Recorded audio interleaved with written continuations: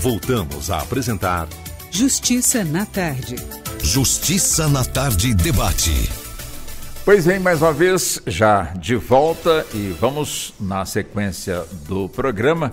Chegamos na fase do debate. Como já anunciamos na abertura do programa, às 14 horas hoje, o assunto, o tema empreendedorismo jurídico.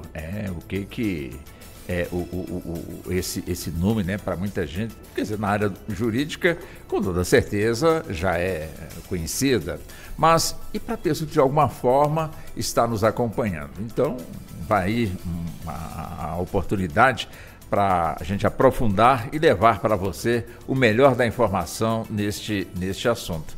Então, é evidente que o empreendedorismo jurídico no Brasil está portanto, em ascensão, impulsionado por mudanças tecnológicas, econômicas e sociais. E hoje nós estamos aqui com um time de especialistas nesse tema. Com eles nós vamos então avançar neste tema. Vamos então, a partir de agora, cumprimentá-los. Estou com o Dr. Gilbert de Ângeles, ele que é advogado, professor universitário, foi presidente da Comissão de Empreendedorismo Jurídico da OAB, aqui da Capital Federal, mestre em Direito e secretário-geral da Academia Brasiliense de Direito, a cadeira de número 3, né, doutor Gilbert? Seja, mais uma vez, muito bem-vindo. É sempre um prazer tê-lo aqui nos nossos debates. Muito boa tarde para o senhor. Boa tarde, Walter Lima. Boa tarde, Ricardo. Prazer reencontrá-lo aqui. Participar do programa Justiça na Tarde. Boa tarde a todos os ouvintes, será um grande prazer. Muito obrigado ao senhor. Deixa eu também cumprimentar o doutor Ricardo Pérez. Doutor Ricardo Pérez, ele é especialista na área trabalhista, com pós-graduação em Direito Público, também escritor. Estou aqui com o livro que ele, de alguma forma, lançou com o título Advogado Empreendedor, ou seja, aprenda a romper as barreiras para se encaixar na nova economia e se tornar um advogado do presente conectado com o futuro da profissão. Doutor Ricardo, também seja muito bem-vindo aqui ao nosso debate.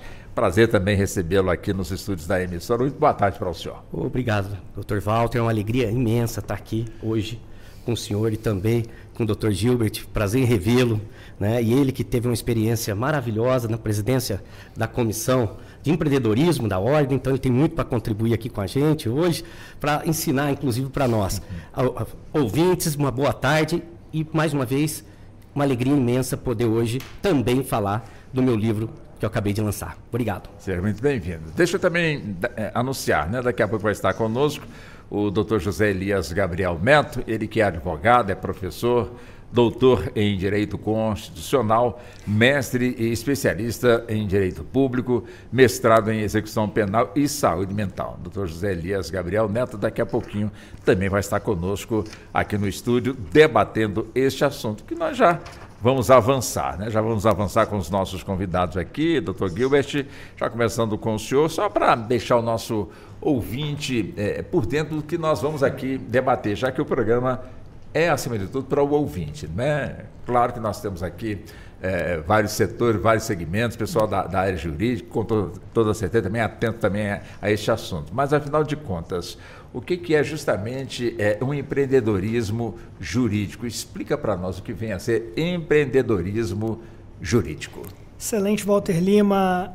Empreender tem a ver com iniciar ou desenvolver um projeto, um negócio, atuar de forma muito ativa, e empreender no direito hoje se tornou uma grande necessidade, sobretudo para os profissionais liberais e, mais claramente, aos nossos colegas advogados que hoje empreendem, inclusive por necessidade em muitos dos casos. É algo que nós poderemos explorar com bastante calma. Empreender na advocacia. Hoje o advogado ele é um gestor do seu escritório, é um gestor de uma carreira profissional, de uma carteira de clientes, e precisa lidar com temas como gestão, marketing, fluxo de caixa, controle financeiro, gestão de pessoas, tantas atividades que num primeiro momento não são próprias do advogado. que nós precisamos de debates como esse, de palestras, de eventos e trazer inclusive para as salas de aula, para que os estudantes de direito entendam a importância de empreender na nossa profissão. É um pouco disso que a gente vai tratar ao longo dessa programação de hoje.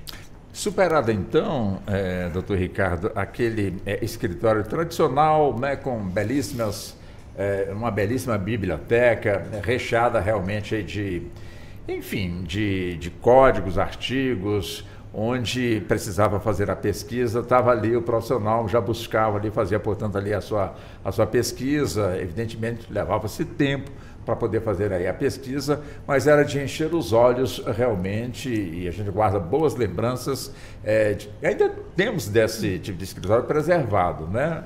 Enfim, mas esse tipo de escritório hoje já se deu lugar, portanto, às novas tecnologias, doutor Ricardo?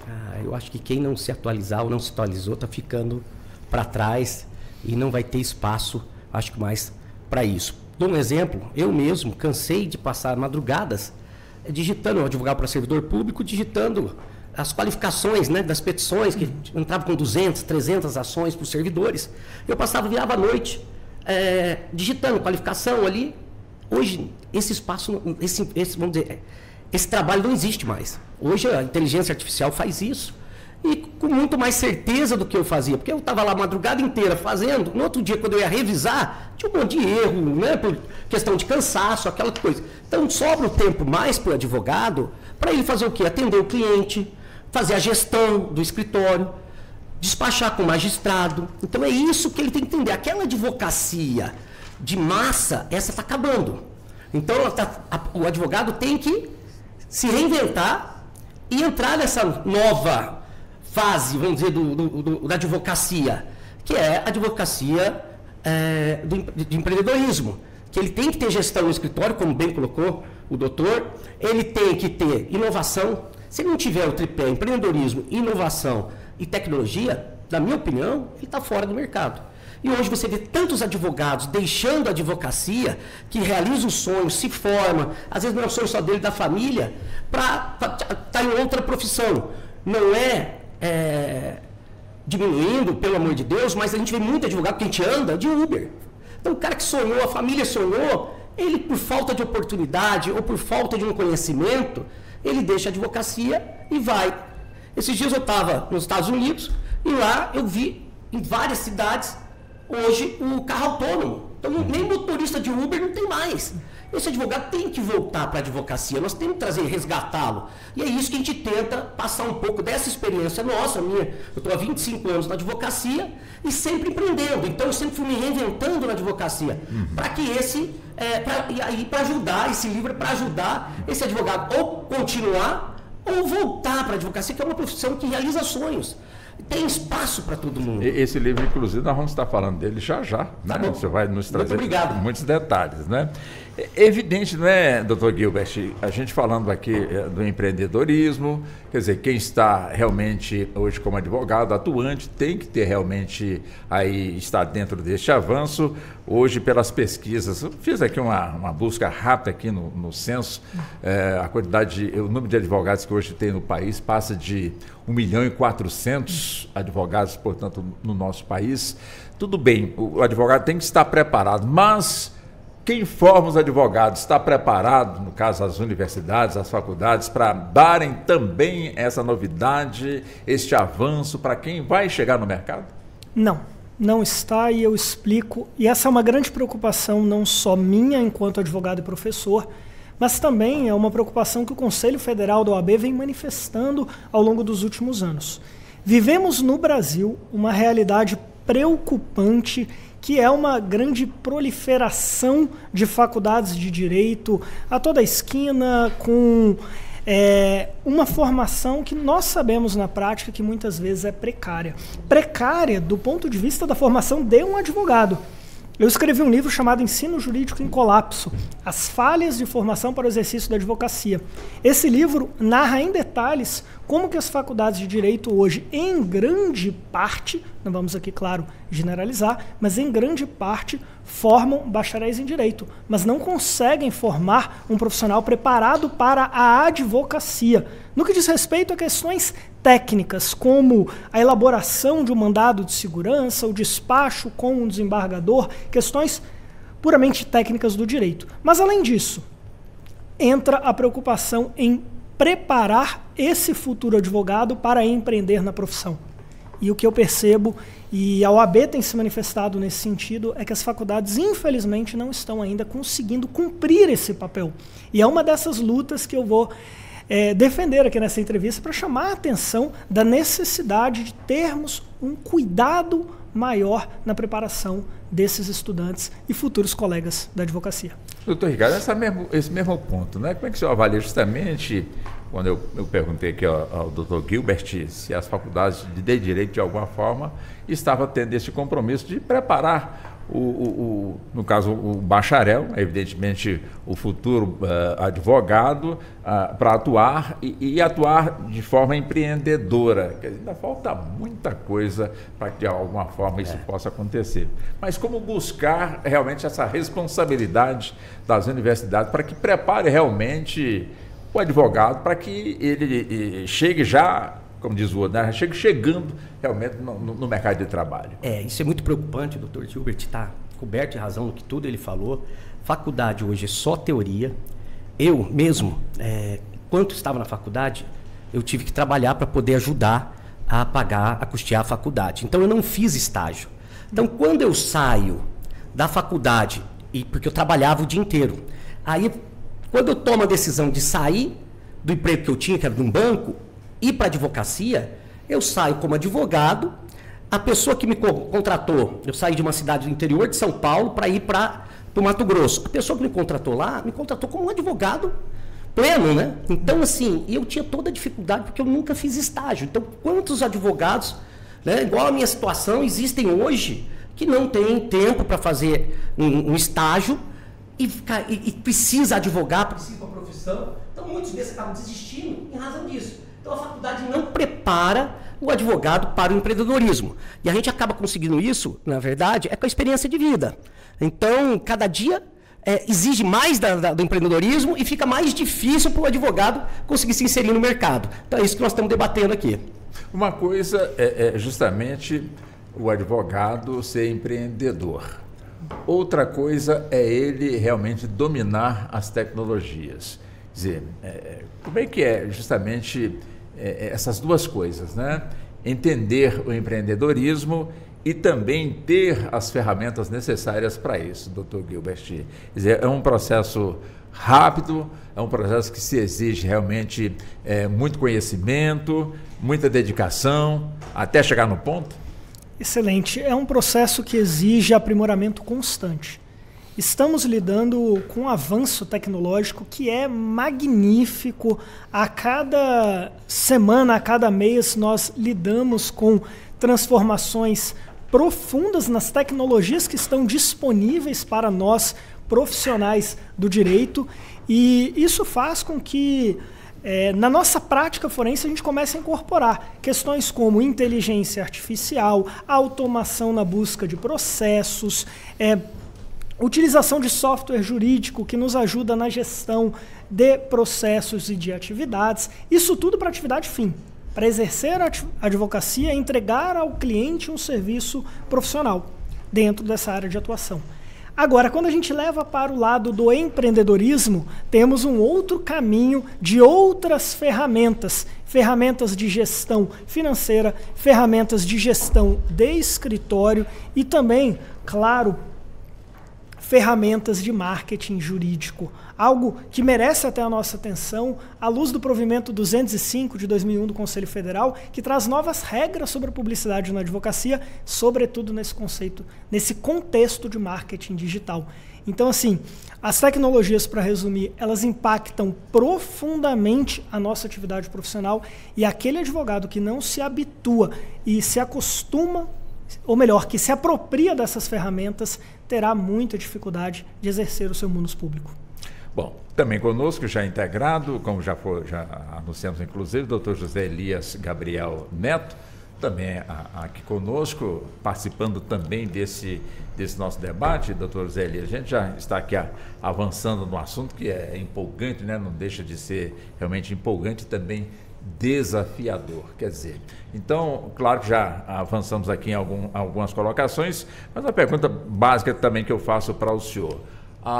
No caso, o empreendedorismo jurídico já é uma realidade aqui no nosso país? Boa tarde para o senhor, seja bem-vindo. Walter, mais uma vez, obrigado pelo convite. Obrigado por estar aqui com o Ricardo. Faz tempo que não nos vemos, né? Conhecendo agora o Gilbert, olha, é o inglês. Agradeço a oportunidade de falar sobre um tema que, para mim, é um tema, não chega a ser de todo desconhecido, porque eu tenho 15 anos de advocacia, né? Tenho sala de aula também, um tempo aí, e trabalhar com a ideia do empreendedorismo é algo que eu sempre penso que hoje, com a pandemia, a gente modernizou muitas coisas, né? A gente trouxe, o San Severino falava isso, né? A gente modernizou o processo, né? E a advocacia, ela está nesse caminho, né? De uma rota de modernização. Hoje você não passa na rua, você não olha e fala, olha, vou um advogado, né? Hoje não, hoje o advogado está na rede social, né? O advogado está numa ambientação que não é mais aquele cara que você procura ele na rua, né? Fala, vou procurar. Não, o advogado ele tem uma construção da sua visão diferente, né? Não é mais aquela ideia rudimentar antigamente que tem as indicações, sim, mas eu acho que hoje ela é diferenciada, essa visão do advogado. Ele tem que estar atento à modernidade, ele tem que estar atento às novas tecnologias, à nova gestão, e tem que saber a área que vai vir, né? Porque é muito comum a gente, todo momento, o direito sempre muda, ele é muito mutável, então toda hora tem uma ideia nobre de uma área nova que está acontecendo, e essa tecnologia também tem que ser adaptada. Eu me lembro, até vindo para cá, que um dia eu fui dar aula na Escola Superior da Advocacia em 2019. Eu me lembro que quando eu atuava no direito penal militar, era eu, mais 2 advogados aqui em Brasília, e tinha a Defensoria Pública. Aí a defensora passou no lugar para promotora de justiça, promotoria, abandonou a defesa, e ficaram outros defensores. Eram 3 advogados que faziam. Fui dar aula, um dia, todo mundo era advogado penal militar naquela sala de aula. Eu falei, tinha 6 naquela sala. Aí eu fui vendo que, na verdade, o nicho, ele também tá ligado a essa tecnologia, porque as pessoas aproveitam aqueles momentos para ter um novo empreendedorismo. Então, você tem que ter uma visão de alcance a partir dessa visão de mercado, né? E eu, naquele dia, dando aquela aula, eu falei, nossa, na minha época eram 3 advogados que eu sabia que tinha atuação. Hoje, nessa sala, tem 6 advogados, né? Ou seja, pelo menos tinha dobrado o tamanho daquele número, naquele pequeno espaço, né? Então, assim, a advocacia, para mim, hoje, ela está diferente, né? E a gente tem que ter essa adaptação. Infelizmente ou felizmente, é o produto do nosso tempo, né? Eu, inclusive, coloquei aqui, tanto para o doutor Gilbert, como também para o doutor Ricardo, doutor José Elias, a questão do preparo do futuro, quer dizer, bacharel em Direito, que vai optar, portanto, pela advocacia. Se ele tem esse preparo nas faculdades, se as faculdades, de alguma forma, já se prepararam, já perceberam que o futuro é este, estão, de certa forma, arregaçando as mangas e dando isso. Aqui já foi dito que ainda está longe disso acontecer. Hoje, a sala de aula, a gente ainda está numa visão muito ultrapassada. Por exemplo, a gente está ainda hoje, eu falo que no doutorado eu vi as viúvas da hermenêutica, porque eles foram todos para o constitucionalismo digital. Hoje todo mundo fala de constitucionalismo digital, como já falaram de compliance, como já falaram de LGPD, essas coisas todas. Na sala de aula a gente não tem isso. Tanto é que quando a gente vai chegar à teoria, a base da teoria da Constituição, do direito civil, a gente ainda está estudando o papel, né? A gente está no mundo analógico ainda. Até chegar no mundo digital, a gente tem um espaço muito grande, né? As faculdades não estão acompanhando esse movimento. Tem uma aula ou outra de letramento digital, mas isso é muito ainda incipiente. Eu sou a favor ainda que a gente tem que formar uma boa base sólida para a gente poder pensar empreendedorismo, um advogado diferenciado em termos de estudo, assim, dessa visão. Porque se não tiver essa base, também não se faz nada, né? Também, senão vira assim, eu sei muito da questão atual, mas eu não sei a base do direito, que é o que realmente vai funcionar no direito do dia a dia da gente, né? Quem vai bater no Supremo não vem aqui só com uma visão sem saber conteúdo, né? Agora é interessante, a gente já pontuou. Você gostaria de pontuar alguma coisa? Não, então tá. Então, o que... primeiro só posso comentar meu grande amigo aqui, José Elias, que é uma alegria te encontrar. Eu que agradeço. Quantos anos, né? Que bom. Puxa vida, deve ter uns... Desde 2013. 2013. Tempo, né? Amizade sólida. São 12 anos, olha isso. Perfeito. Agora, alegria. doutor Ricardo, claro, né? A gente já até pontuou aqui, gostaria de avançar um pouco, mas tudo bem. Essa nova tecnologia que está sendo inserida no empreendedorismo jurídico acelera, portanto, os trabalhos, né? Mas e a justiça, de alguma forma, né? Vocês, os advogados, de alguma forma, utilizando essa nova tecnologia, avançam, portanto, evidentemente que tem os prazos, né? Mas os prazos com essa tecnologia ficam mais fáceis de serem, portanto, aí cumpridos, não importa o local que o advogado esteja, enfim, um clique ali já está realmente tudo resolvido. Mas e a justiça em si? Ela estaria também, de alguma forma, acompanhando, ou o tempo da justiça continua sendo realmente o seu tempo, não importa a tecnologia que chegar? Eu vou... O doutor Elias colocou isso muito bem, que ele falou que precisou avançar, né? Que a pandemia, o caminho que ela estava fazendo, lento, né? Para digitalizar, vamos dizer, os processos, ela teve que acelerar e resolver isso, porque naquele momento os escritórios fecharam, as audiências aí começaram a ser virtuais, então ela teve que se adaptar, ela teve que fazer investimento, né? No orçamento dela mudou muito para trazer essa nova realidade. Então hoje eu vejo que funciona bem, sim, tá? Para quem está distante, vamos dizer assim, por exemplo, hoje é muito mais fácil. Se eu tiver uma audiência lá em Cuiabá, de repente, do que for, eu vou fazer virtual do que eu pegar um avião, ir para lá. É tempo que você perde. Você consegue cobrar até mais barato do próprio cliente, porque você não tem esse custo. Então ela trouxe facilidades. Eu sou da época do analógico. Adoro um papel até hoje. E eu me esforço muito para aprender essa tecnologia. A inteligência artificial, eu fiz até um investimento, comprei uma participaçãozinha de uma empresa de inteligência artificial para poder estar vivenciando aquilo, discutindo, estar por dentro, para entender aonde que ela vai chegar, porque ela é ótima, mas também você tem que saber utilizar, porque ela pode ser um problema. Sei. Né? Então isso eu acho que trouxe, com certeza, para melhorar, né, o judiciário.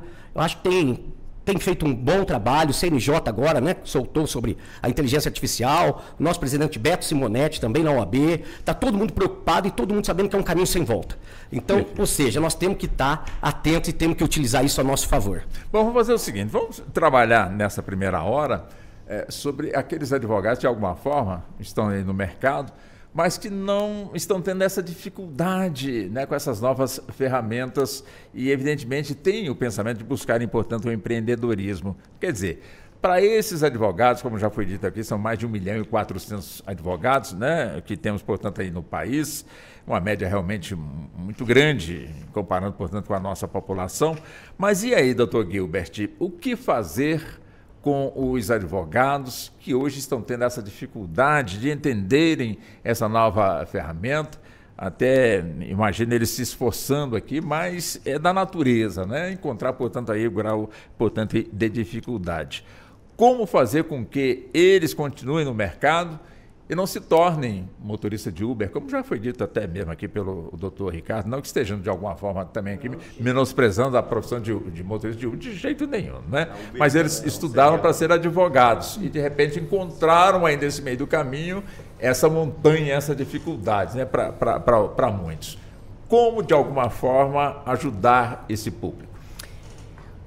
Procurando a Ordem dos Advogados do Brasil, considero que seja o primeiro passo. Procurar. Mas a ordem está pronta para ajudar? Está pronta para ajudar. Quando fui presidente da Comissão de Empreendedorismo Jurídico aqui da OABDF, o que eu mais me deparei era com jovens advogados que estavam perdidos. aquela dúvida do e agora? Peguei a minha carteira, me formei, como é que eu consigo um cliente, como que eu me posiciono, de que forma eu monto a minha estrutura de trabalho. Eu invisto no escritório, eu invisto no cowork, eu faço parcerias, como atuar? Essas dúvidas são muito frequentes.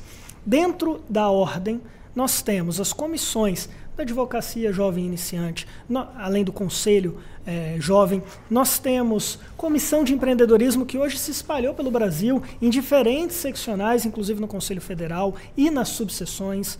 Nós temos projetos interessantes como o que temos aqui na OAB do Distrito Federal, que é o Carreiras, Residência Jurídica. É um projeto para receber o advogado e ensinar a prática, justamente aquilo que a faculdade não ensina. Então, eu começaria, sem dúvida alguma, procurando a OAB.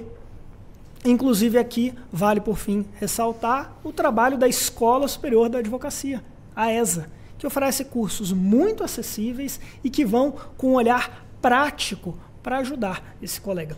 E por fim, além desse trabalho que a OAB pode oferecer, do ponto de vista técnico e teórico, ela também nos oferece um networking muito rico. Porque no contato com profissionais como os que estão aqui, que a gente consegue aprender os caminhos e evoluir na profissão.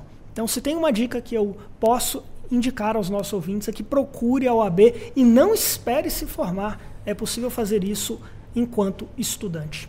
Perfeitamente. Enquanto estudante, né? O senhor levantou um ponto e eu volto com o doutor Zé Elias, com aquele que já está no mercado e de repente foi surpreendido com essa nova tecnologia. E evidentemente que em qualquer profissão existe a concorrência, né? O cliente está ali, vai buscar aquele que ele entende que vai lhe satisfazer naquilo que ele realmente precisa. E olhando ali o currículo do advogado, então ele vai de alguma forma tomar, portanto, a sua decisão.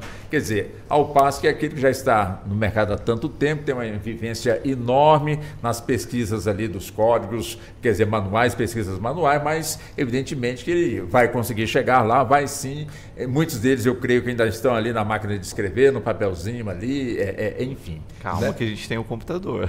Sim, pois é. Mas e aí, doutor Zé Elias? Eu ainda insisto realmente com essa geração que alavancou para que os novos hoje pudessem estar aí no mercado. Tem duas coisas. A primeira é que eu acredito que o Gilbert em breve vai ser um bom candidato aí ao Conselho Seccional, viu? Rapaz aí defendendo a classe, isso é muito bom pra gente, viu? Parabéns, viu? Obrigado. Fazer menção ao AB, porque às vezes a gente vê tantas questões particulares que a gente deixa de ver a institucionalidade como um todo, né? Parabéns, viu? Eu falo que o diabo não sabe por ser o diabo, mas ele sabe por ser velho, né? Então, na ideia da nossa sabedoria também é uma sabedoria prática, né? Frônesis, né? Aristóteles e tudo mais.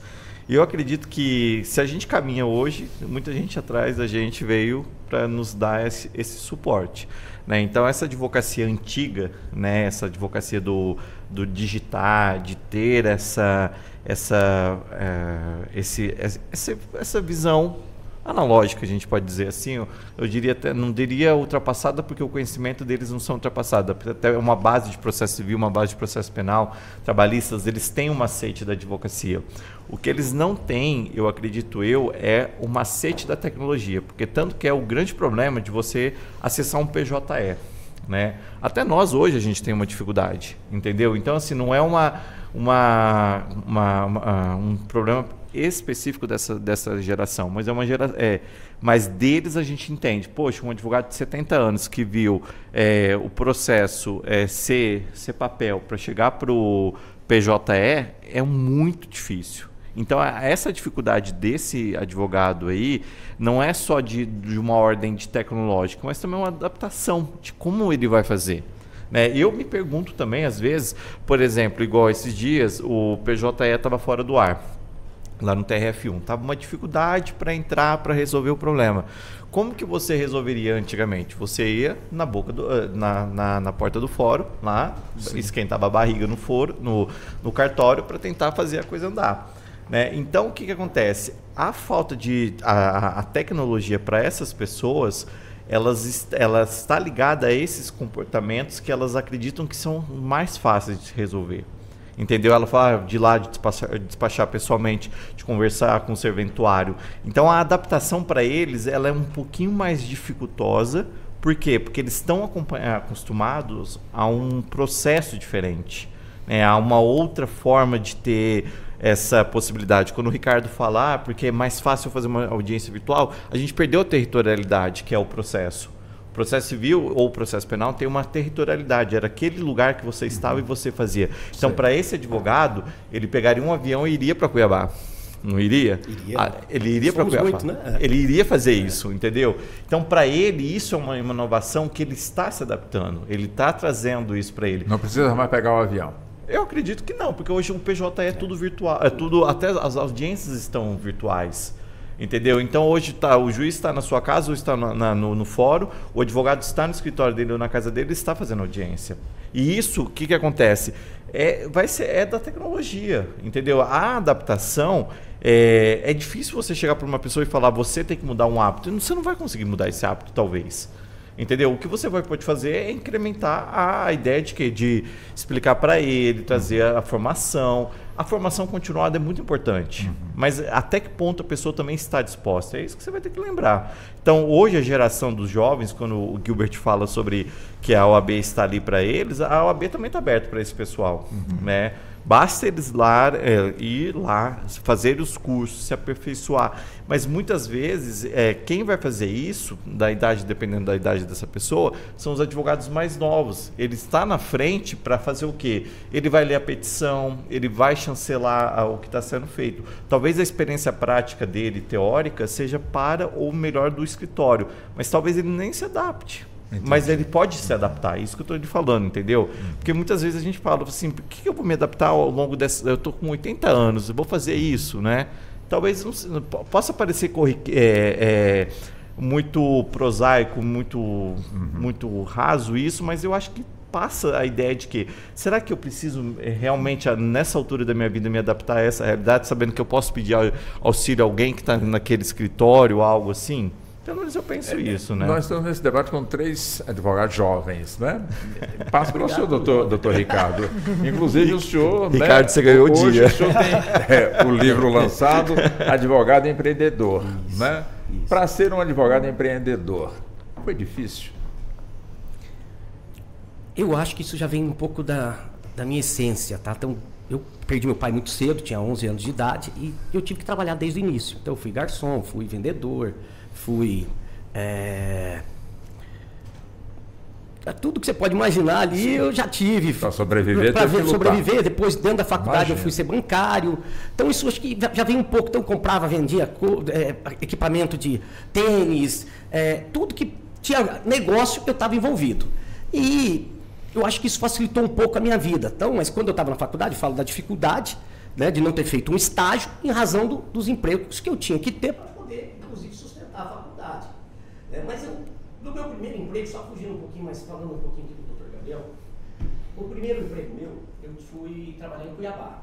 O advogado naquela época lá, ele só fazia a versão manuscrita. Então ele tinha uma estrutura para digitar para ele. Eu era um dos que fazia isso. Até hoje, ele continua advogando, é um excelente advogado, uma bagagem maravilhosa, mas ele continua na vida dele, mas ele tem uma estrutura, que é aquilo que você colocou bem, para poder, não é? Peticionar para ele, para poder baixar o processo. Então, ele acaba, né, criando uma estrutura para poder facilitar a vida dele. Então, naquela época, ele era manuscrito, ele nunca foi para digitar. Ele nunca deixou de advogar por isso, né? E também, como colocou muito bem o Dr. Gilbert, participar da OAB é fundamental. Isso nós estávamos falando lá fora, né? Sim. Eu falo o seguinte, eu sou o primeiro advogado da família e vim para Cuiabá, vim para Brasília, sem ter ninguém aqui, nem conhecido, sem participar de nada, sem ter um parente aqui. Então, para mim foi muito difícil, mas quando eu chego, eu tenho a felicidade de procurar a OAB. E lá eu fui recebido de braços abertos. E hoje, o meu caminhar, vamos dizer assim, eu devo à OAB, eu devo porque ali eu conheci muitas pessoas, ali eu tive sócios dali, tive parceiros. Então, assim, o jovem advogado, a primeira coisa que eu acho que ele tem que fazer é procurar a OAB dele, está sempre de portas abertas para recebê-lo. Com isso, vai ajudar ele, né, a se profissionalizar, a melhorar, a ter parceiros, ter indicações de clientes, troca de clientes, e você pode fazer tudo. Então, bem colocado isso aí pelo Dr. Gilbert, eu acho o seguinte, primeiro passo para o advogado, jovem advogado, né, que quer entrar na profissão, quer advogar, procura a ordem, que ela vai estar lá de braços abertos para assisti-lo. Agora, quando aqui foi dito, né? Quer dizer, eu não sei, mas eu posso estar no meu escritório com gente que sabe. É uma realidade, Dr. Gilbert? É, inclusive, muito recomendável que tenha essa capacidade de um complementar o outro. Esse tema é muito discutido, inclusive, quando a gente fala sobre a escolha de um sócio.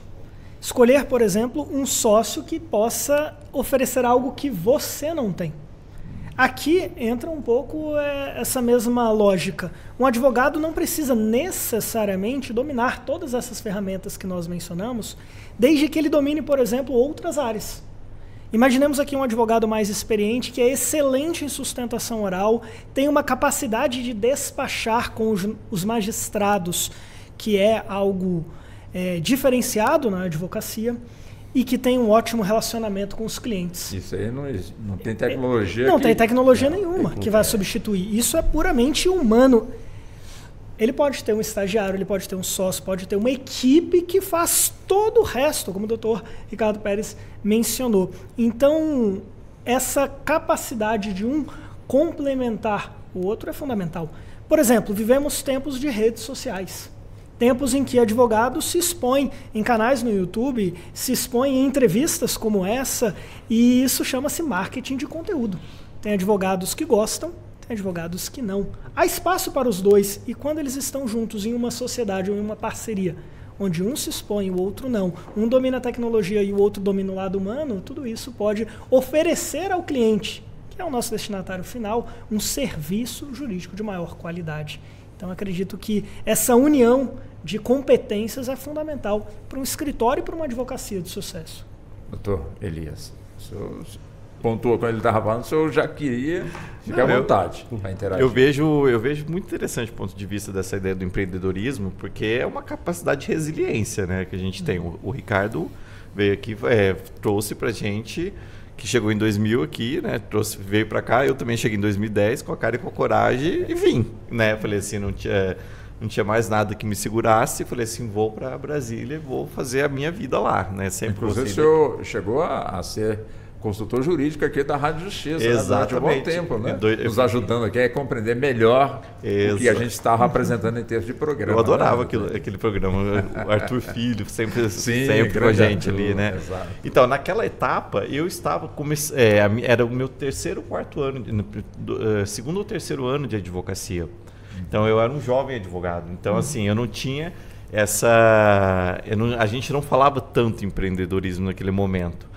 Né, mas a gente falava de pessoas que vinham aqui, faziam comentários pela rádio. Sim. Que para mim, por exemplo, por mais que o pessoal goste de internet, eu amo rádio. Eu sou uma pessoa mais... Obrigado, doutor. Eu sou entusiasta do rádio, porque o rádio... Esse aqui nasceu também dentro do rádio. Tenho certeza que sim, doutor Gilbert.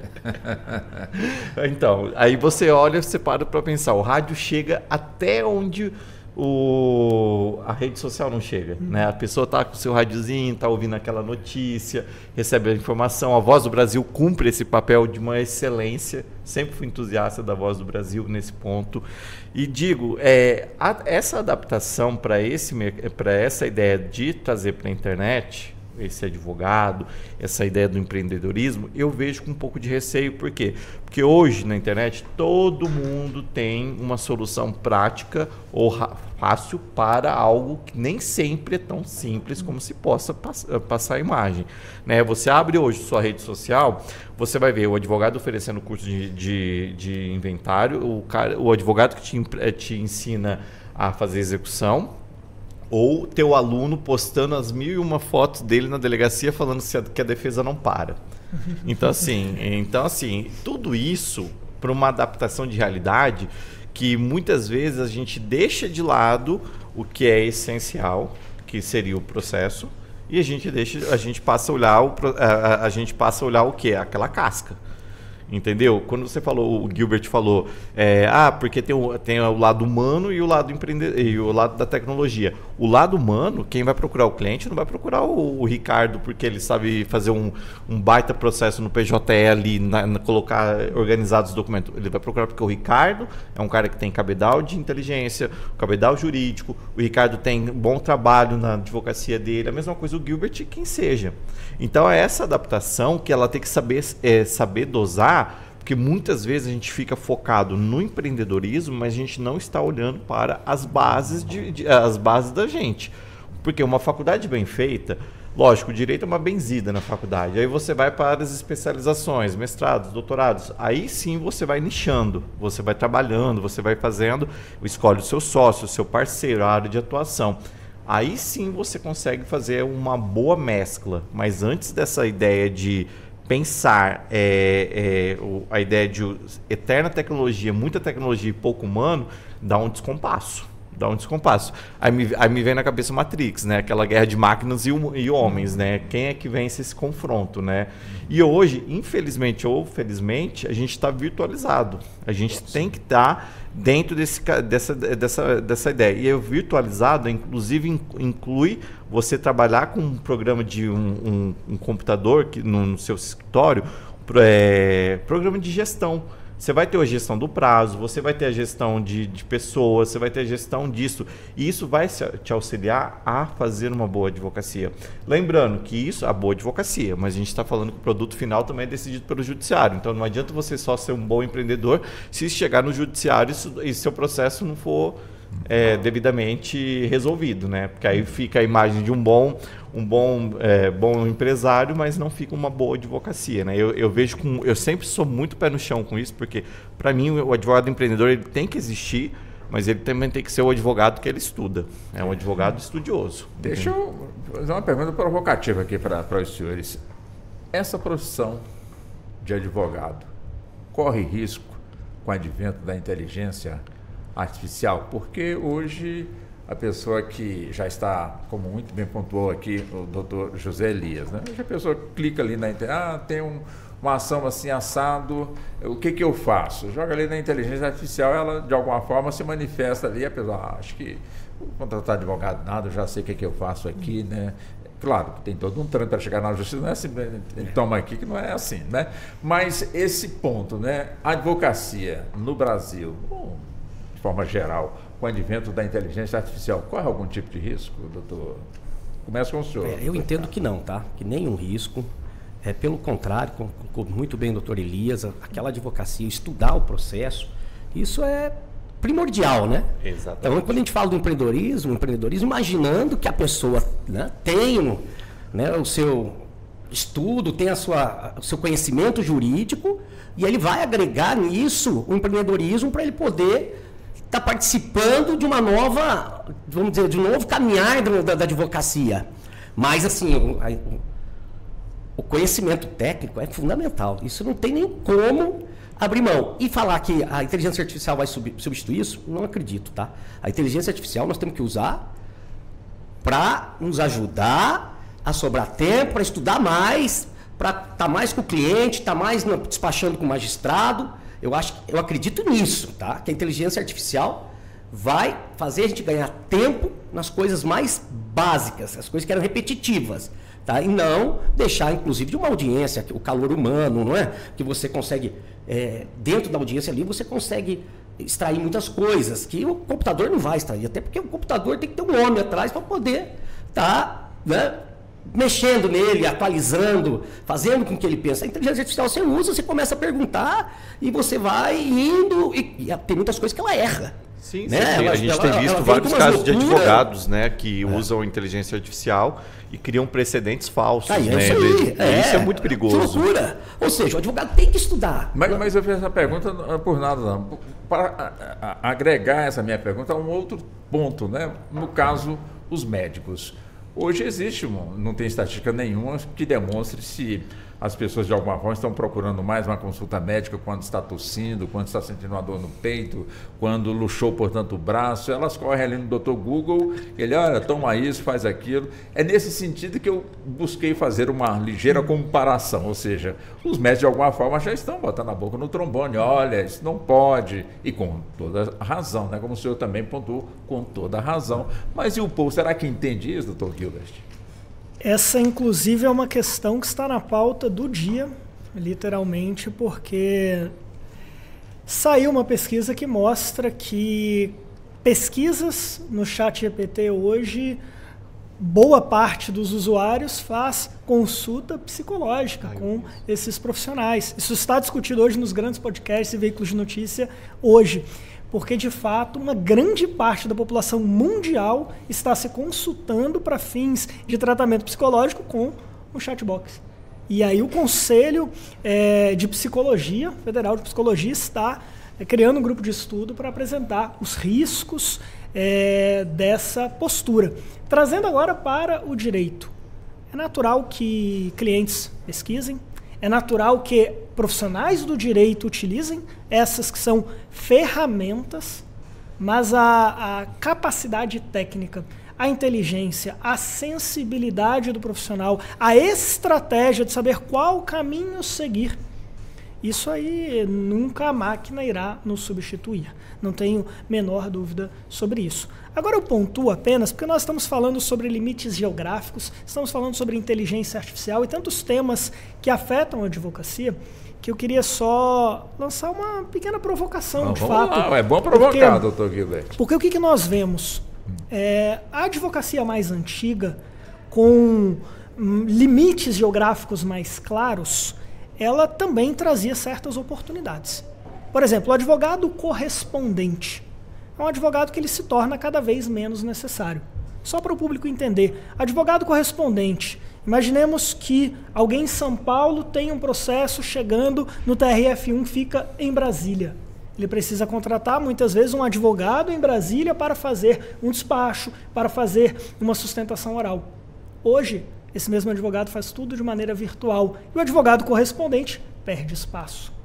Estagiários que antes faziam carga de processos físicos já não são mais tão necessários nessas funções. Então, em alguma medida, o advogado que se limita a fazer um trabalho repetitivo, um trabalho pouco analítico, um trabalho que seja de massa, muitas vezes ele perderá espaço. Sei de escritórios de advocacia que tinham 30 colaboradores, hoje tem 5. Porque com 5 eles conseguem fazer o mesmo que faziam com um volume maior de profissionais. Isso gera uma preocupação em como que os novos advogados vão ingressar no mercado de trabalho. E para fechar, eu vejo em sala de aula, quando eu peço uma petição, quando eu peço um estudo, o aluno vai ao ChatGPT e me entrega. Se esse aluno vai ao ChatGPT para me entregar, eu como contratante não preciso dele. Eu, como contratante, tenho a mesma ferramenta e não teria por que contratá-lo para esse serviço. Muitos estudantes estão se entregando ao uso da inteligência artificial, não estão se preparando devidamente e, quando chegarem ao mercado de trabalho, não terão nada a agregar. E aí sim, eles estarão se fazendo substituir pela inteligência artificial. É uma questão muito complexa e preocupante. Doutor Zé Elias. Eu sou hipocondríaco, então eu procuro no Google sempre alguma coisa. Aí, ó. Então, assim, saiu uma mancha no corpo, eu já olho. Antigamente a gente validava no Yahoo, né? Sim. Não, brincadeiras à parte, mas eu realmente, assim, quem nunca procurou, né? Assim, uma mancha, assim, e tinha uma resposta específica, né? Aí eu já assinava minha sentença de morte ligando pro meu irmão fazendo inventário, né? Então, enfim.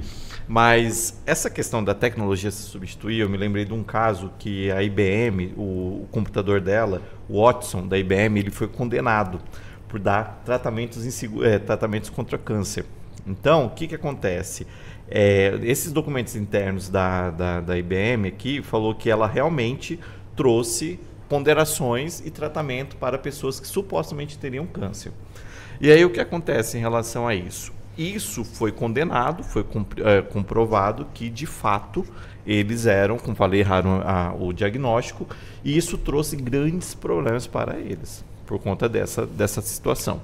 Trazendo para o nosso mundo jurídico. Hoje, se um advogado usa a tecnologia para fazer uma petição, eu pelo menos a gente tem acompanhado aí, sempre sai na internet ali, advogado condenado porque usou precedente falso. Né? A advogado citou uma lei revogada. E aí o que acontece? É uma situação que eu não sei se ele aposta que não vai ser lido o precedente, ou ele aposta naquela cultura, juiz não lê, e vou colocar aqui, ele vai ver que eu estou com a razão. E isso é muito complicado, por quê? Porque está se tornando uma geração de pessoas acéfalas, porque elas não conseguem nem mesmo procurar um simples precedente na internet. Entendeu? Uma pessoa não consegue lembrar de colocar uma doutrina, estudar uma tese jurídica que ela seja minimamente consistente. Então, a tecnologia ela vai ser aliada para a demanda de massa. Isso é fato. Demanda banco, demanda de plano de saúde, dependendo ali o que for ser feito. Mas com muita atenção, eu acredito ainda que não chegue a substituir a força humana de trabalho. Até porque realmente tem que ter alguém atrás, para fazer esse trabalho. Mas tem que ter uma conferência, tem que ser uma coisa aliada.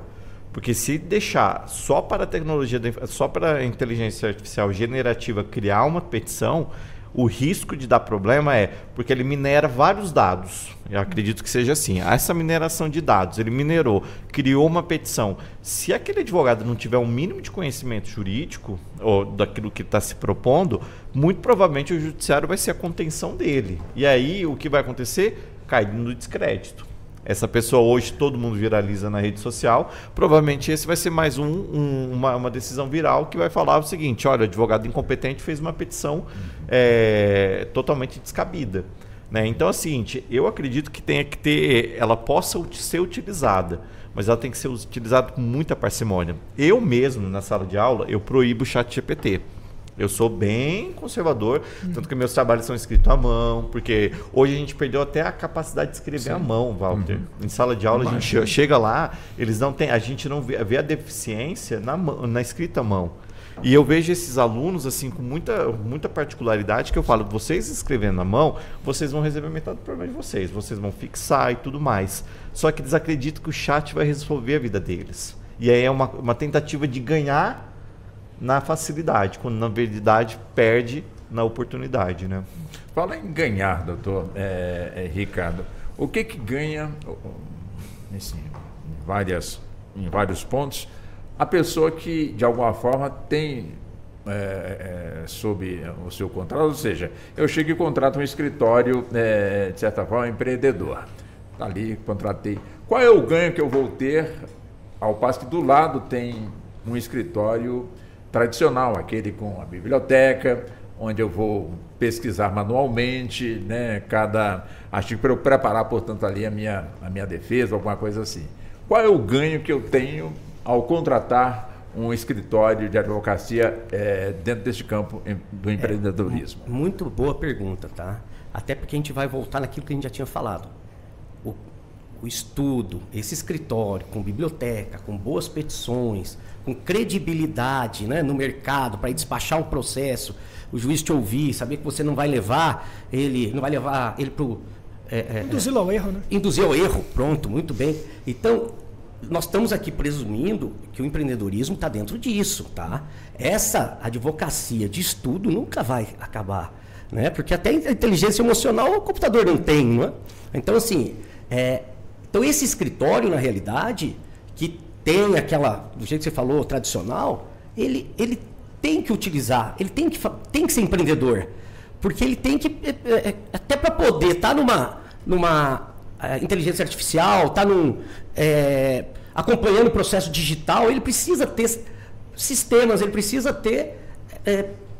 vamos dizer, uma retaguarda para que ele mantenha, né, atualizado. Pode ser que não o dono do escritório que nós falamos, mas alguém vai ter que estar para entrar no PJE, alguém vai ter que estar ajudando ele, né, a realizar a petição, protocolar a petição dele, para ele entrar virtualmente para uma audiência. Então, o empreendedorismo é muito mais do que só a inteligência artificial, né? Nós estamos falando de uma boa gestão, nós estamos falando de ter um acompanhamento financeiro do escritório, para ter inclusive planilhas para poder ver o custo de cada processo, se está valendo a pena aquilo ou não, tá? Então, assim, eu não consigo ver, tá, um escritório sem uma boa técnica, tá? E o empreendedorismo é o que hoje ele está praticamente sendo quase obrigado a fazer, porque senão ele vai ficar para trás, tá? Então, essa é a nossa forma de olhar o empreendedorismo dentro dessa, vamos dizer, dessa advocacia tradicional, tá? Então, ela tem a advocacia tradicional, ela tem que empreender, ela vai ter que ter, dentro do escritório, tem que ter um financeiro, dentro do administrativo, tá? Então, é isso. Deixa eu fechar esse bloco, ainda tem uns 5 minutos, doutor Gilbert, e fecho com o senhor. Quer dizer, claro, estamos falando aqui, portanto, no escritório digitalizado, utilizando as novas ferramentas. Suponhamos também que a Justiça acompanhe essa mesma evolução. Com certeza está acompanhando, pode não ser na mesma velocidade. Mas vamos entender que daqui a um tempo está todo mundo nessa realidade. Quer dizer, os prazos que hoje a Justiça concede para algum tipo de solução, esses prazos poderão ser encurtados por conta justamente dessas tecnologias, e daí a Justiça ser um pouco mais célere, doutor Gilbert? Ótima questão. Eu queria só retomar um pouquinho a resposta do doutor Ricardo Pérez, só para fechar no raciocínio, complementando o colega, no sentido de que o grande ganho é um ganho de eficiência. Porque hoje o escritório, o empreendedorismo é uma atividade meio, digamos assim, uma atividade meio. O fim é a parte que nós conhecemos da advocacia, o advogado como essencial, a administração da justiça, lá do 133 da Constituição. Esse serviço jurídico, ele estará como a finalidade do escritório. Mas como meio, nós temos gestão, marketing, inovação, tecnologia, e o escritório que domina essas áreas, ele pode ter um ganho de eficiência no seu trabalho. Isso nos ajuda, por exemplo, a combater um mal que infelizmente ocorre na advocacia, que é perder prazo.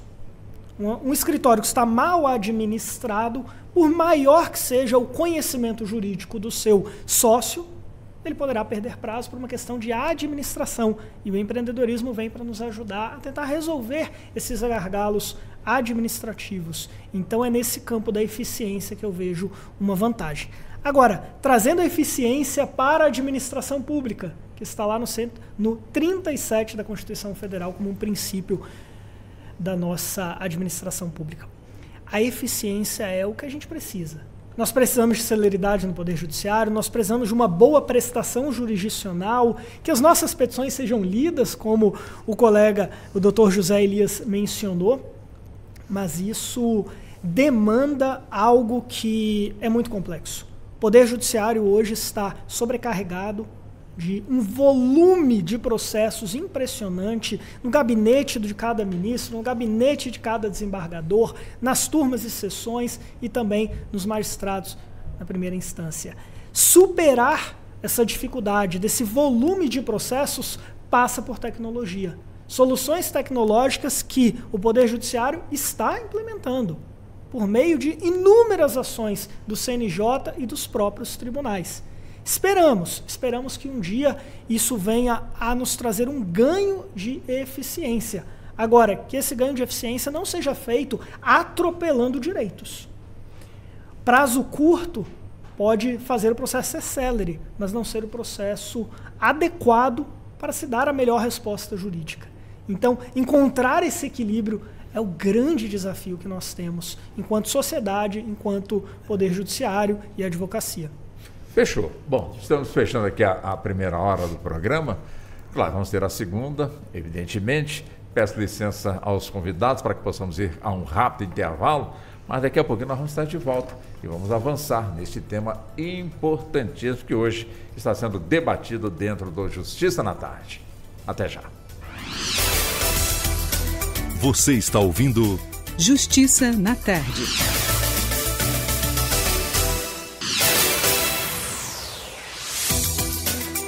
Voltamos a apresentar Justiça na Tarde. Justiça na Tarde Debate. Pois bem, são 16 horas mais 3 minutos, voltando já na segunda hora do nosso debate, que hoje o assunto está sendo o empreendedorismo jurídico. Hoje aqui conosco estamos com os nossos convidados, Dr. José Elias Gabriel Neto, que é advogado, professor, doutor em Direito Constitucional mestre e especialista no direito público, mestrado em execução penal e saúde mental. Também conosco o doutor Gilbert de Ângeles, que é advogado, professor universitário, ex-presidente da Comissão de Empreendedorismo Jurídico da OAB-DF, mestre em Direito e secretário-geral da Academia Brasiliense de Direito, a cadeira número 3. Também conosco o doutor Ricardo Pérez, advogado, trabalhista, pós-graduação em Direito Público. Ele também está lançando aqui advogado empreendedor, ou seja, aprenda a romper as barreiras para se encaixar na nova economia e se tornar um advogado do presente conectado com o futuro da profissão. Aqui me dá duas perguntas, aliás, uma pergunta numa só.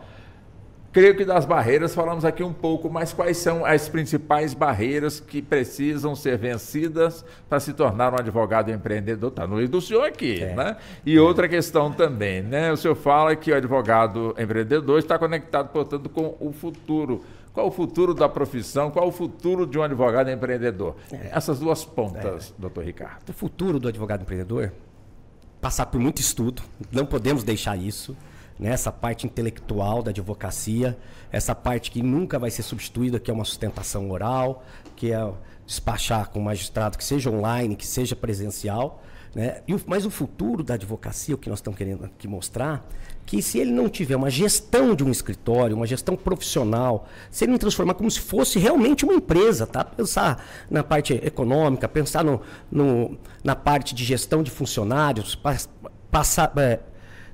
verificar a parte do financeiro, verificar a parte administrativa mesmo do escritório. Marketing, tem que tomar muito cuidado, né? Porque o marketing jurídico tem muitas limitações, então tem que saber como fazer esse marketing jurídico, mas isso que vai levar ele para o advogado futuro, que é um advogado do presente, porque está aqui, né? Advocacia 4.0, advocacia 5.0, que se ele tiver um tripé, empreendedorismo, inovação e tecnologia, ele vai ficar para o advogado do passado.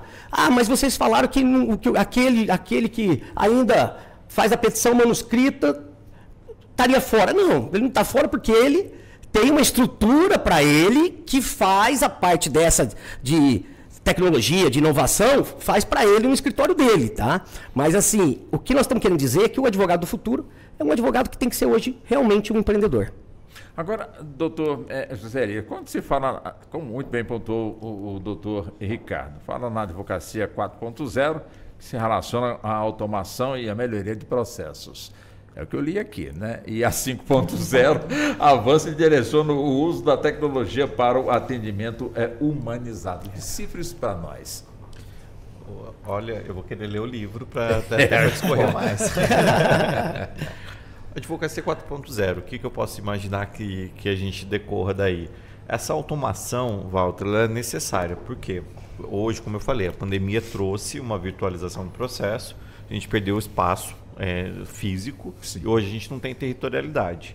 Então hoje o advogado está em Brasília, ele despacha em São Paulo, Rio Grande do Sul ou até mesmo lá fora. Se ele estiver lá do outro lado do Atlântico, ele consegue fazer os seus trabalhos aqui. Isso é importante por quê? Porque demanda uma eficiência, você diminui gastos, você diminui aquilo que seria o papel, né? Embora o papel também tenha a sua importância, né? Tem muitos processos ainda, alguns criminais eles ainda tramitam na forma de papel, porque eles também permitem uma coisa, eles permitem que não tenha-se tanto aquela questão de restringir tanto o acesso, diríamos num determinado momento. Operações são muito comuns serem feitas no papel, para evitar que tenham vazamento das informações e aquela coisa toda. Essa automação, ela passa pelo quê? Pela necessidade de modernizar isso, né? Por exemplo, hoje eu antes de vir para cá, como eu falei, eu estava no hospital. Pela manhã eu consegui despachar um processo com a juíza lá de São Paulo. Olha isso aqui, senão eu teria que ir lá para São Paulo, contratar um correspondente ou pelo menos fazer alguma forma de chegar o meu conteúdo até ela. Entendeu? Eu não, eu fiz, olha o que eu economizei, uma passagem, sim, economizei um correspondente, é ruim, mas faz parte do dia a dia da gente. Isso é necessário. entendeu? E outra coisa, o processo na virtualização, ela te permite até ser mais célere na hora de fazer o quê? Os peticionamentos. Né? Porque antigamente eu me lembro que quando era, por exemplo, era quase prazo fatal do agravo de instrumento. Eu saía aqui do centro de Brasília para o TJ. E aí a gente tinha que estar lá até as 19 horas, porque senão a gente ia perder o prazo. 19 horas era era o prazo final, o horário final do prazo. Hoje a virtualização ela te permite o quê? Que você chegue até meia-noite, pelo menos até 11h59 da noite. E aí você o quê? Isso foi, pelo menos a gente ganhou um pouquinho mais de horas para peticionar o último dia do prazo. Eu me lembro que eu saía correndo, que a gente chegava lá, aí tinha uma servidora bem querida, que ela era toda calma e colocava aquela etiqueta, pronto, protocolizou, deu certo, estou dentro do prazo, entendeu? Isso é necessário e foi necessário porque nos permitiu. Agora a questão humana é o que faz a diferença, entendeu? Porque quem vai chegar no teu escritório para falar de um divórcio, de uma pensão alimentícia, de um crime cometido, é um ser humano que quer pelo menos ser ouvido. Entendeu? Pelo menos dar a versão dela para você falar a possibilidade de fazer a defesa. Porque uma coisa é você chegar para uma máquina, falar o que você sente e o que acontece, e ela te dá um panorama e te dá um diagnóstico. Mas uma outra coisa é você sentar, tomar um café, conversar. Às vezes o assunto rende até outros processos. Ele vai para um assunto, surge para o outro, ou a única coisa que ele vai falar, ainda que seja um não direito, que ele não tenha, ele foi ouvido. Isso que é interessante, a troca, né, a dialética ali. E o cliente, muitas vezes, ele não vai atrás, com certeza, do computador. Ele vai atrás de você, que quer o quê? Que ouça, que sabe o que está sendo feito, que já atuou naquele caso, a indicação que foi, porque você foi indicado, porque você faz um bom trabalho. Então é isso que é o bacana. A humanização da advocacia, ela passa por isso. Tanto é que o primeiro juiz da causa é o advogado. Né? Ele vai filtrar se tem um direito, se não tem um direito, entendeu? E isso é o que a gente cria. A partir disso, é o grande problema na advocacia, ou a grande solução. A nossa formação humana também passa pela nossa educação, a educação familiar. Por exemplo, aqui nós temos 3 advogados, temos 3 gerações. Eu não sei quantos anos de advocacia o Gilbert tem. O Ricardo tem 20, eu tenho 15, 8 anos.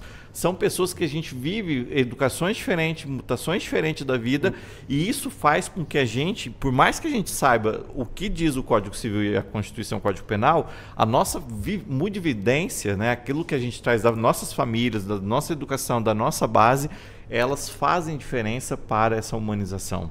Muitas vezes eu posso achar que é um caso assim, nossa, eu vou pegar esse caso aqui, não. Mas o Gilbert, com a sensibilidade dele, consegue ver isso. Então a advocacia também passa por essa lente, né, humana, de como você olha o problema. Às vezes você não quer ver o problema. Às vezes você só vai falar, tem direito ou não tem direito. Ou muitas vezes você vai falar, vamos ouvir o que esse tem para dizer? Acho que passa por isso. Acho que essa conciliação de humano e tecnológico, ele vai nos permitir chegar longe. Né? E passa também pela ideia também do juiz robô, né? Que a gente sempre tem a discussão sobre ele. Né? Será que o juiz robô também vai conseguir ser tão humano quanto o advogado humano? Né? Então, assim, é uma questão que a tecnologia também vai chegar para essa pessoa. Né? A forma como ele vai decidir, né? Isso me dá a chance de trazer esse assunto também para o doutor Gilbert. Doutor Gilbert, quer dizer, já foi dito aqui então que a inteligência humana não esquenta a cabeça, né? Diferente, portanto, aí do humano. Quando se fala, né, nessa nova tecnologia, da inovação, da gestão, do marketing, a saúde mental de quem de alguma forma vai cuidar disso tudo, tem também que prestar atenção nesse item. Pode influenciar, não pode, de repente as tecnologias chegando, eu não estou preparado para enfrentar tanta coisa. Como é que entra a saúde mental neste campo que nós estamos abordando? Fundamental essa questão, Walter Lima, porque quando falamos em empreendedorismo, falamos também em capacidades e habilidades humanas. O empreendedor precisa saber lidar com desafios, precisa gerir pessoas e um dos grandes desafios, lidar com riscos. O risco do negócio, o risco financeiro de ao final do processo aquele advogado não conseguir o retorno que esperava, o risco de ao final do mês não conseguir pagar as contas do escritório e prover a sua família. Muitos empreendem também por necessidade, o advogado que está buscando alguns clientes para conseguir manter a sua atividade em dia e passa por inúmeras provações diárias.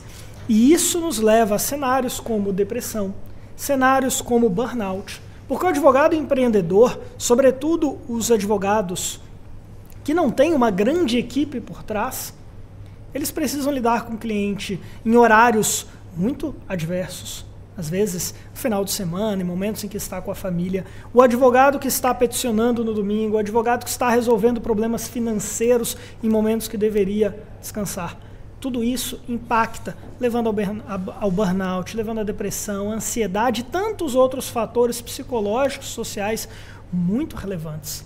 E aí, é claro, como falamos, muitos procuram o ChatGPT para falar de questões de saúde mental. Aqui não. Por favor, procure um profissional da saúde que possa orientá-lo, porque essas situações são cotidianas, sobretudo para profissionais que lidam com inúmeras adversidades e desafios, mas também, aqui como o Dr. José Elias falou, lida com os problemas do outro.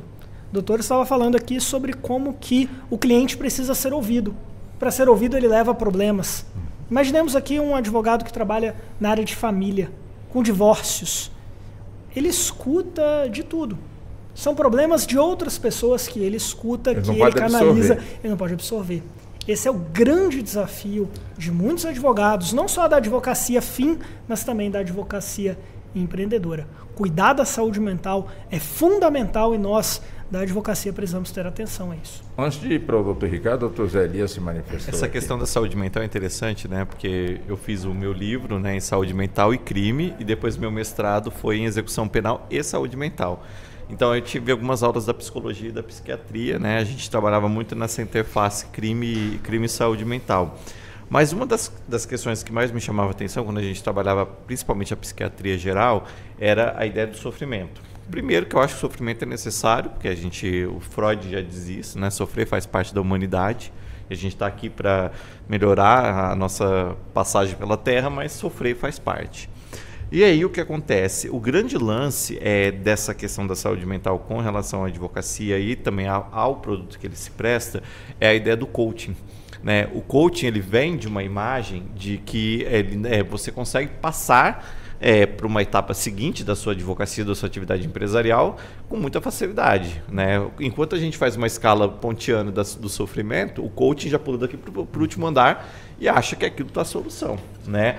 E, na verdade, até chegar ali, esse sofrimento, eu não estou falando que é necessário, que é bom sofrer. O que eu estou falando que é o seguinte, esse sofrimento, ele tem que ser pensado de uma maneira que ele tem que ser tratado. Né, ele tem que ser pensado de uma maneira que você não traga para o seu cliente uma solução rápida, fácil e eficaz e lá na frente, na hora você sai desmoralizado. Por quê? O que acontece em relação a isso? Esse sofrer seu, você vai falar, a todo momento você vai se questionar. Será que eu realmente estou fazendo um bom trabalho? Será que eu estou fazendo um excelente trabalho? Será que eu estou gerindo isso aqui? Né?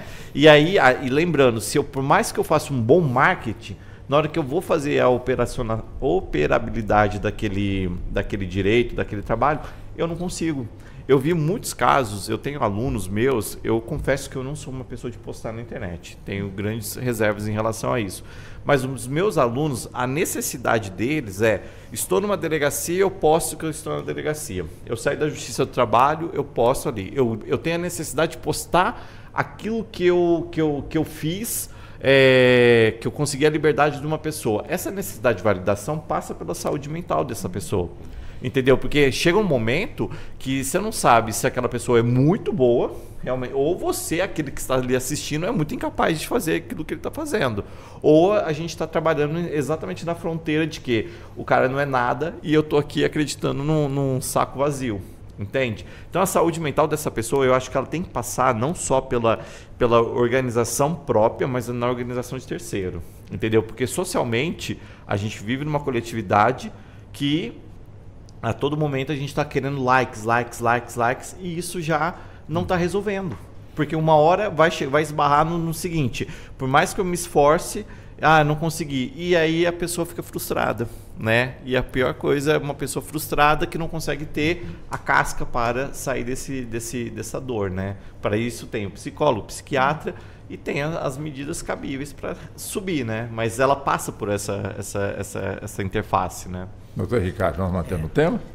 Vamos lá. O José Elias esteve comigo, nós estivemos juntos lá na Caixa de Assistência e lá realmente o número de advogados doentes, né, era muito grande. Então a Caixa teve um trabalho muito bacana de poder ajudar esse advogado a se recuperar. Porque, como você falou muito bem, burnout, não é? Estresse. Então o advogado adoece, até porque a gente só lida com o problema, né? O cliente que chega no seu escritório, ele quer desabafar. Na verdade, você passa a ser um psicólogo naquele momento. Que eu acho que isso a inteligência artificial não vai conseguir nunca, né? Porque a gente escuta ali os problemas e você tem que receber aquilo de uma forma, né, profissional, sim, saber lidar. E eu falo sempre assim, o seguinte, o momento que o cliente vai lá, ele tira o problema dele né, o mico do ombro e passa para você, né? Eu falo criminalista, principalmente, eu falo, né, o criminalista, o cliente passa a dormir, o criminalista passa a não dormir mais, né? Então tudo isso é muito pesado para o advogado. Então a doença mental tem que ser muito bem tratada, não só também, né, na advocacia, mas também com essa clientela também que chega muito agoniado, né? Ela chega assim, às vezes está o patrimônio da vida dela, às vezes está a liberdade dela. Então, assim, você tem que saber muito bem, você tem que estar muito preparado para lidar com isso. Até porque a nossa profissão, se não for problema, nós não temos também cliente, né? Por isso então, que eu falo... tem que saber lidar, nós somos um psicólogo. E como muito bem vocês colocaram, eu sou o primeiro juiz da causa. Por exemplo, se você analisar, ver que não dá, devolve o processo, não é? Não fique pegando tudo, até porque você está tirando o tempo do cliente, está pegando dinheiro do cliente. Então, assim, tenha também isso. Não vai ficar pegando as ações que já não tem mais jeito, né? Que em Brasília, né, com os tribunais superiores, isso acaba acontecendo muito. Não tem, meu amigo, ó, eu não posso te ajudar. Até para eu ir despachar num processo desse, eu tenho que me convencer. Como que eu vou convencer, né, um terceiro se eu não me convenci? Né? Então, tudo isso está na advocacia, mas principalmente essa parte aí do adoecimento do advogado, né, mentalmente, está o Vará muito fala alto. Que o direito é amor, né? O direito é ódio, né? E a gente tem que... a gente só vive se tiver um pouco se tiver problema, né? Com certeza. Então eu falo, tem que gostar muito de problema. Você acha que o judiciário vai chegar um divórcio, vai chegar no judiciário, na hora que chegou no judiciário é porque a batida de carro não resolveu na forma amigável, o divórcio não deu certo ali, a liberdade não veio. Então, assim, direito não é amor. Quando o Vará constrói a ideia do construto dele teórico, direito é paixão, amor, eu falei, não, meu filho, direito é ódio. É ódio. Bom, nessa mesma linha, acho que a gente pode também trazer a inteligência artificial também para essa discussão, aprofundar um pouco mais, né, a questão da inteligência artificial, principalmente no campo da adaptação, doutor Gilbert. A adaptação hoje, penso que ela, do ponto de vista da humanidade, a adaptação sempre é essencial do ponto de vista da sobrevivência humana, mas atualmente ela se torna cada vez mais necessária na medida em que as transformações são recorrentes. Uhum. A tecnologia que nós mencionamos hoje, por exemplo, o PJE. Não sei se o PJE estará operando daqui a 2 anos, 3 anos, 4 anos, 5 anos. O que é PJE? PJE é o processo judicial eletrônico. É uma ferramenta de processamento muito importante que vários processos judiciais hoje correm por meio desse sistema. Então, se antes eu precisava levar a minha petição ao tribunal fisicamente... Substituiu o papel. Agora substituiu e o processo é todo eletrônico. Só que além do PJE existem outros sistemas, como o EPROC, ESAGE e inúmeros outros. Então, um advogado domina o PJE, mas não domina o ESAGE. Domina o ESAGE, mas não domina o EPROC. Tudo isso faz com que, sem a adaptação, ele se torne um pouco menos advogado. Porque as regras mudam, as tecnologias se transformam e a gente precisa estar nos adaptando. Esse é um grande desafio que nós temos. E eu queria pontuar rapidamente a questão também das redes sociais, que é uma questão muito importante, aqui já levantada pelos colegas, o quanto que isso impacta a advocacia e a saúde mental. O advogado ele tem limitações. Ele não pode se expor de qualquer maneira. Há um prestígio profissional a se zelar, há limitações éticas aqui estabelecidas na nossa carreira, mas, por exemplo, tivemos o provimento 205 de 2001 que flexibilizou um pouco. que trouxe para o século XXI a publicidade na advocacia. Por exemplo, antigamente se falava, antes desse provimento, em publicidade que fosse em jornal, que fosse em lista telefônica. Era esse tipo de regramento que nós tínhamos, o que hoje já não faz tanto sentido para os tempos atuais. Provimento modifica as regras, só que faz com que surja o advogado do TikTok, o advogado do YouTube, o advogado que promete resultado rápido, aquele profissional que extrapola essas regras, que cria uma concorrência desleal. Isso tem a ver também com o que foi mencionado pelo Dr. José Elias, no sentido de como que eu posso me sentir mal ao me comparar com um advogado que parece estar melhor, que vende uma imagem ilusória, que finge ser o grande profissional da advocacia, o profissional, inclusive, ostentação. Tantos advogados hoje que ostentam patrimônio que muitas vezes nem tem, para criar uma suposta imagem de sucesso. Tem isso também? Muito. Os colegas poderão eventualmente comentar, mas é uma situação, inclusive, perniciosa para a categoria. Então o advogado cria essa imagem de grande sucesso e eu estou olhando e, queira ou não, posso estar me comparando. E ao me comparar, posso estar trazendo para mim preocupações, inclusive do ponto de vista psicológico, de não me sentir bom o suficiente, de me sentir frustrado com a profissão. Esses são desafios atuais que nós precisamos lidar. Profissionais que nem advogados são, mas que postam como se tivessem uma carreira brilhante na advocacia. Estudantes de direito que nós vemos fazendo isso nas redes sociais. Esses são desafios novos e eu acho que não pode cerrar em mim só esse debate, porque certamente os colegas têm contribuições muito valiosas também. Doutor Zé, você fica à vontade caso o senhor queira responder. Eu vou deixar uma colocação para o senhor, né?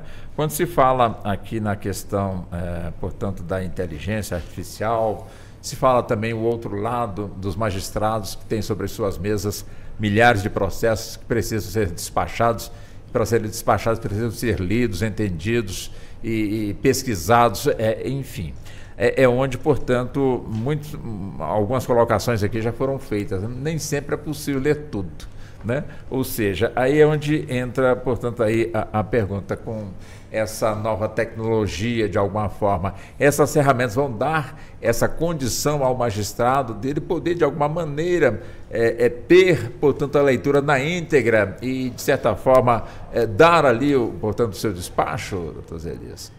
Walter, para responder essa pergunta, eu vou voltar um pouco na Constituição de 88. Quando o Ulisses promulgou a Constituição de 88, ele trouxe um discurso de como a Constituição foi feita a partir de vários atores, né? Os indígenas, o pessoal da rua, cozinheiros. Aquele discurso de promulgação, ele trouxe os empresários, todas as pessoas para compor a nova Constituição, que foi vista como uma Constituição cidadã, porque ela trouxe muito foco na dignidade da pessoa humana e, ao mesmo tempo, ela trouxe a possibilidade de publicidade a todos os atos da administração pública, em contraposição ao regime civil-militar da ditadura que a gente tinha acabado de passar. Lá trouxe mecanismos como a possibilidade de contas do prefeito serem visualizados pelos munícipes, o princípio da publicidade, o princípio da publicidade tributária e tudo mais. E trouxe leis de acesso à informação, regulamentações e tudo mais. Isso foi um grande avanço naquele momento, porque a gente passava por uma tecnologia incipiente de Estado, de um Estado opressor que começa a se ter uma democracia nova. E aí, então, o que acontece? Lá há um déficit de quê com a questão da ditadura civil-militar no Brasil? A gente passa por um movimento que a gente não tem atrasos reivindicatórios, né? O que a gente chama, o atraso reivindicatório de terra, de população, de teto, de comida e tudo mais. Então, naquele primeiro ano, inclusive, do governo Sarney, praticamente mais de 17 mil greves, né? Focos de greves, porque as pessoas não sabiam mais o que era protestar. Então, elas usavam as ruas e faziam esse acesso. E o que canalizou para se perfectibilizar a dignidade da pessoa humana? Um congresso, principalmente, que a fonte originária, que é o direito, pelo legislado, e aí deu-se ao papel do Poder Judiciário concretizar esses direitos fundamentais. Na ausência de um Congresso que não congrega e não faz o seu papel, o Judiciário faz muitas vezes o seu papel e é taxado de ativista ou não. Por que eu estou lhe falando isso? Porque hoje a sobrecarga de trabalho do Judiciário é um atraso reivindicatório que a gente tem desde sempre. Então a gente não pode pensar que o que está na mão desses juízes. São pessoas que estão, como fala, ou pleiteando uma liberdade, pleiteando um alimento, uma batida de carro. Recentemente, o HC do STJ falou que chegou em 1 milhão. Os ministros ficaram indignados que estavam julgando o primeiro 1 milhão de HC.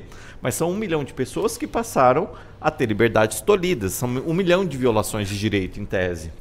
Então, o que acontece? Se você chegou a 1 milhão, onde está? Ou você tem um tribunal que não está aplicando aquele precedente que deveria, como acontece muito, isso aqui eu faço críticas severas ao Tribunal de São Paulo, que não aplica precedentes. Então, chega no aqui no STJ, sobrecarga.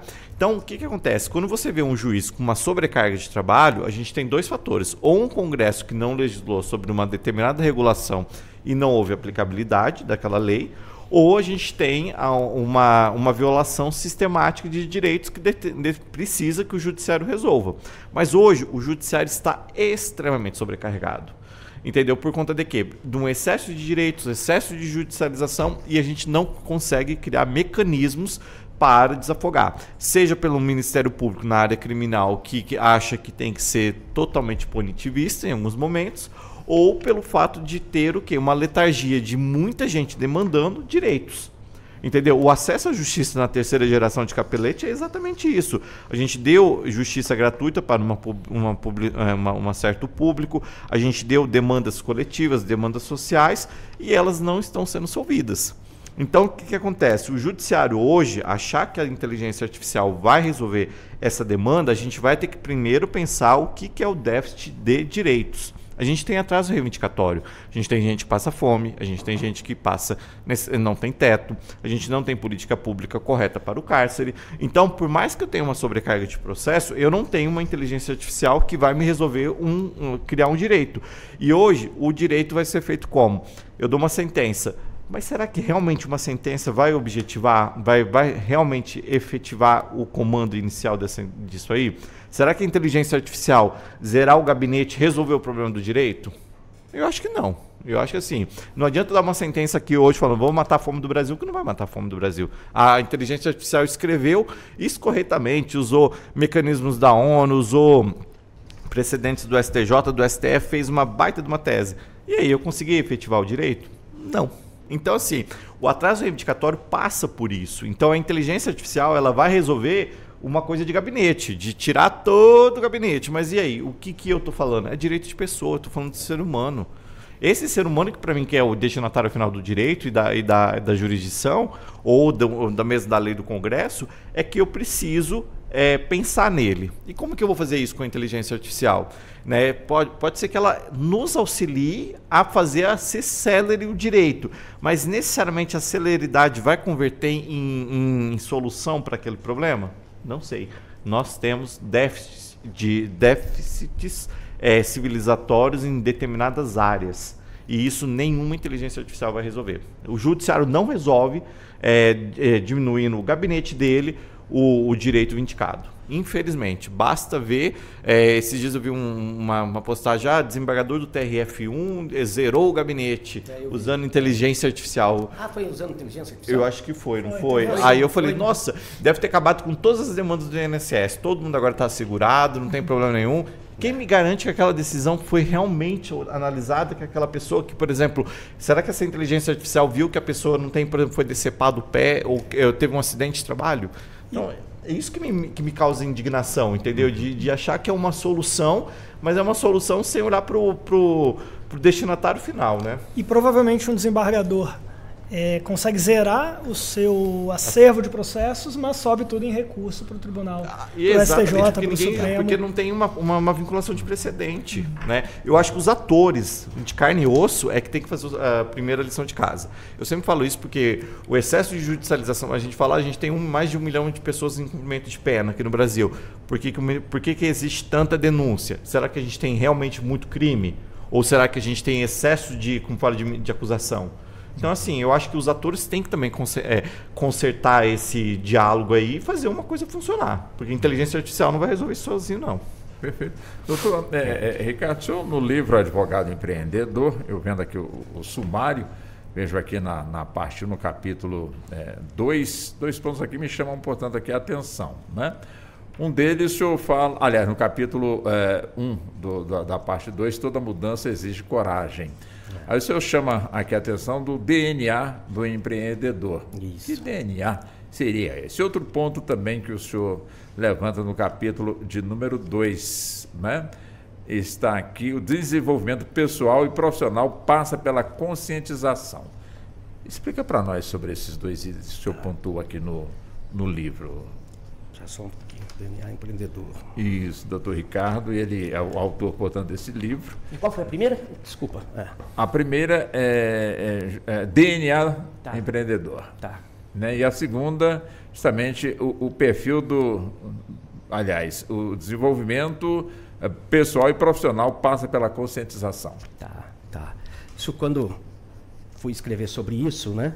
Eu pensei naquele momento que eu estava passando, que eu estava saindo da faculdade, 1999, e eu tinha conseguido um emprego, que eu estava num banco, trabalhando, estava como gerente adjunto, e já ganhava bem, ganhava naquela época R$ 1.600, para mim era muito. Tinha ali vale transporte, vale alimentação, plano de saúde. E aí eu vim tomar uma decisão. Foi a primeira que você perguntou da decisão, né? E eu tinha que tomar uma decisão. E aí? Eu vou atrás do meu sonho, vou advogar, estudei 5 anos, né? Investimento, ou eu fico no banco? A maioria das pessoas dizia, fica no banco. Pô, você já está como gerente adjunto, 1 ano e meio, eu estava como Carreira gerente brilhante. Adjunto. Carreira brilhante, a família, os amigos, falavam, para que você vai? De repente você pega o jurídico, de repente você pega o jurídico do banco, depois você vira um diretor. Mas aquilo não me convencia, né? Aí eu falei, pô, eu vou abandonar meu sonho. Aí eu saí, falei com os familiares meus e eles... Falei, olha, será que você não conhece nenhum advogado? Eu quis sair da minha região aí de Cornélio Procópio, porque ter advogado numa cidade pequena é difícil quando você conhece todo mundo, né? Aí liguei para eles e falei, não, vem para cá que nós vamos arrumar 3, 4 advogados para te entrevistar, para ver se tem... Falei, tá bom. Peguei as férias do banco, isso em 1999, e fui. Quando eu chego lá, esse advogado que, né, manuscrito, que escreve até hoje, dentro das entrevistas, ele falou, olha, tenho como te contratar assim, te pago R$600 e nada mais. Aí você fala, e agora? A decisão. Ter coragem, né? De decidir. Era mais do que o banco? Não, o banco eu ganhava 1.600. E benefícios. E um monte de benefícios, vale transporte, 13º, férias, né? Plano de saúde. E aí, eu vou com R$600, sem nada. Eu tinha até, falo isso aí porque eu gosto de carro, então eu conto numa palestra que nós estávamos conversando lá fora, que como saiu o livro, saiu de uma palestra que eu comecei a fazer como presidente da CONCAD, né, que é a Caixa Nacional dos Advogados. Então, eu era presidente daqui, do DF, e fui presidente da Nacional. E um dia me chamaram para fazer uma palestra, que foi na Conferência Nacional da Jovem Advocacia. E eu pensando, o que eu vou falar para a Jovem Advocacia? Primeiro ato meu como presidente nacional, logo em seguida, colocaram na abertura, primeira palestra, depois vinha de mim o Felipe Santa Cruz, para mim é o maior orador da OAB, né? Então, assim, o negócio, o que eu vou falar? Aí eu fui montando, desenhei minha trajetória num carro, que eu gosto. Falei, olha, então eu estava lá no banco, tinha que decidir. Eu tinha acabado de comprar o Uno EP em 1996, mostro a foto azul. E aí? Eu tinha essa decisão. Aí eu tomei a decisão, falei, vou atrás do meu sonho, vou advogar, pedi demissão do banco, fala assim, tive que vender o Uno, porque ele era todo financiado, né?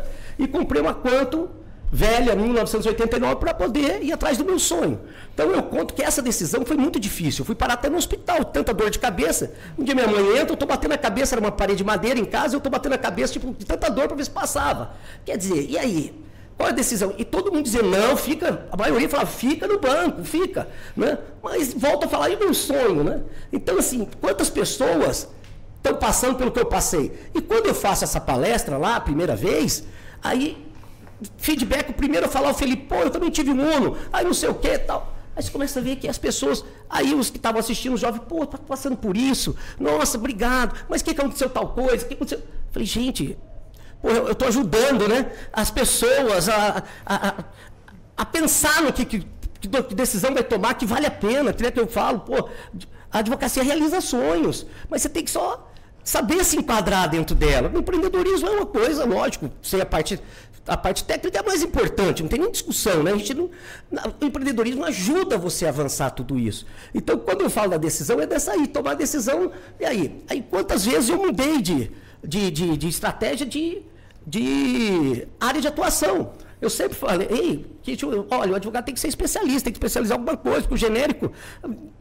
Meu amigo, hoje o seu cliente está procurando cada vez mais um especialista naquela área. Os colegas não acabam indicando você, porque se você é um genérico, ele te indica e você acaba ficando com o cliente dele, né? Então você tem muito parceria. É o seguinte, olha, minha área é tributária, a dele é trabalhista. Pô, se cai um trabalhista para mim, pô, vou indicar o colega. Então isso acontece muito, né?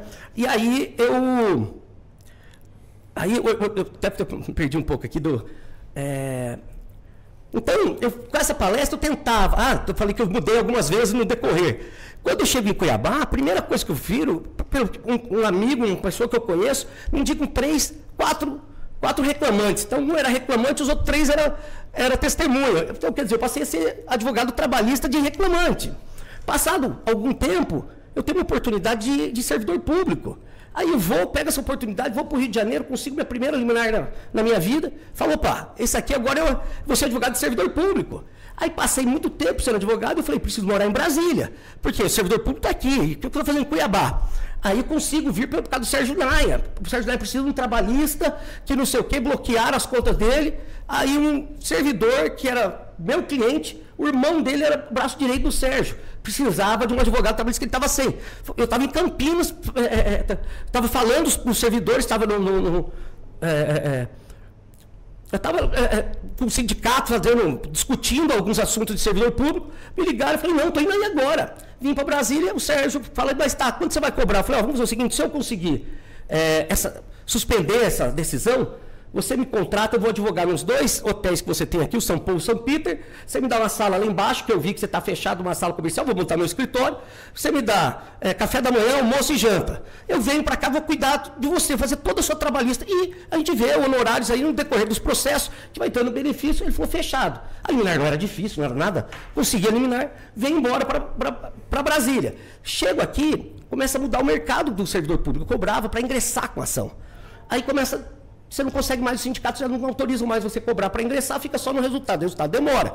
Eu preciso comer. Aí eu vejo o quê? Uma oportunidade. Meu sogro vai passar o carnaval em casa, 2010, e comenta de uma decisão do Supremo sobre fundo rural. Eu nunca tinha escutado falar em fundo rural. Meu amigo, final de semana eu brinco que virei especialista em fundo rural. Passei o que ele, presidente do sindicato, falou, Marco, e seus irmãos já entraram? Não, deixa eu entrar para vocês, tá bom.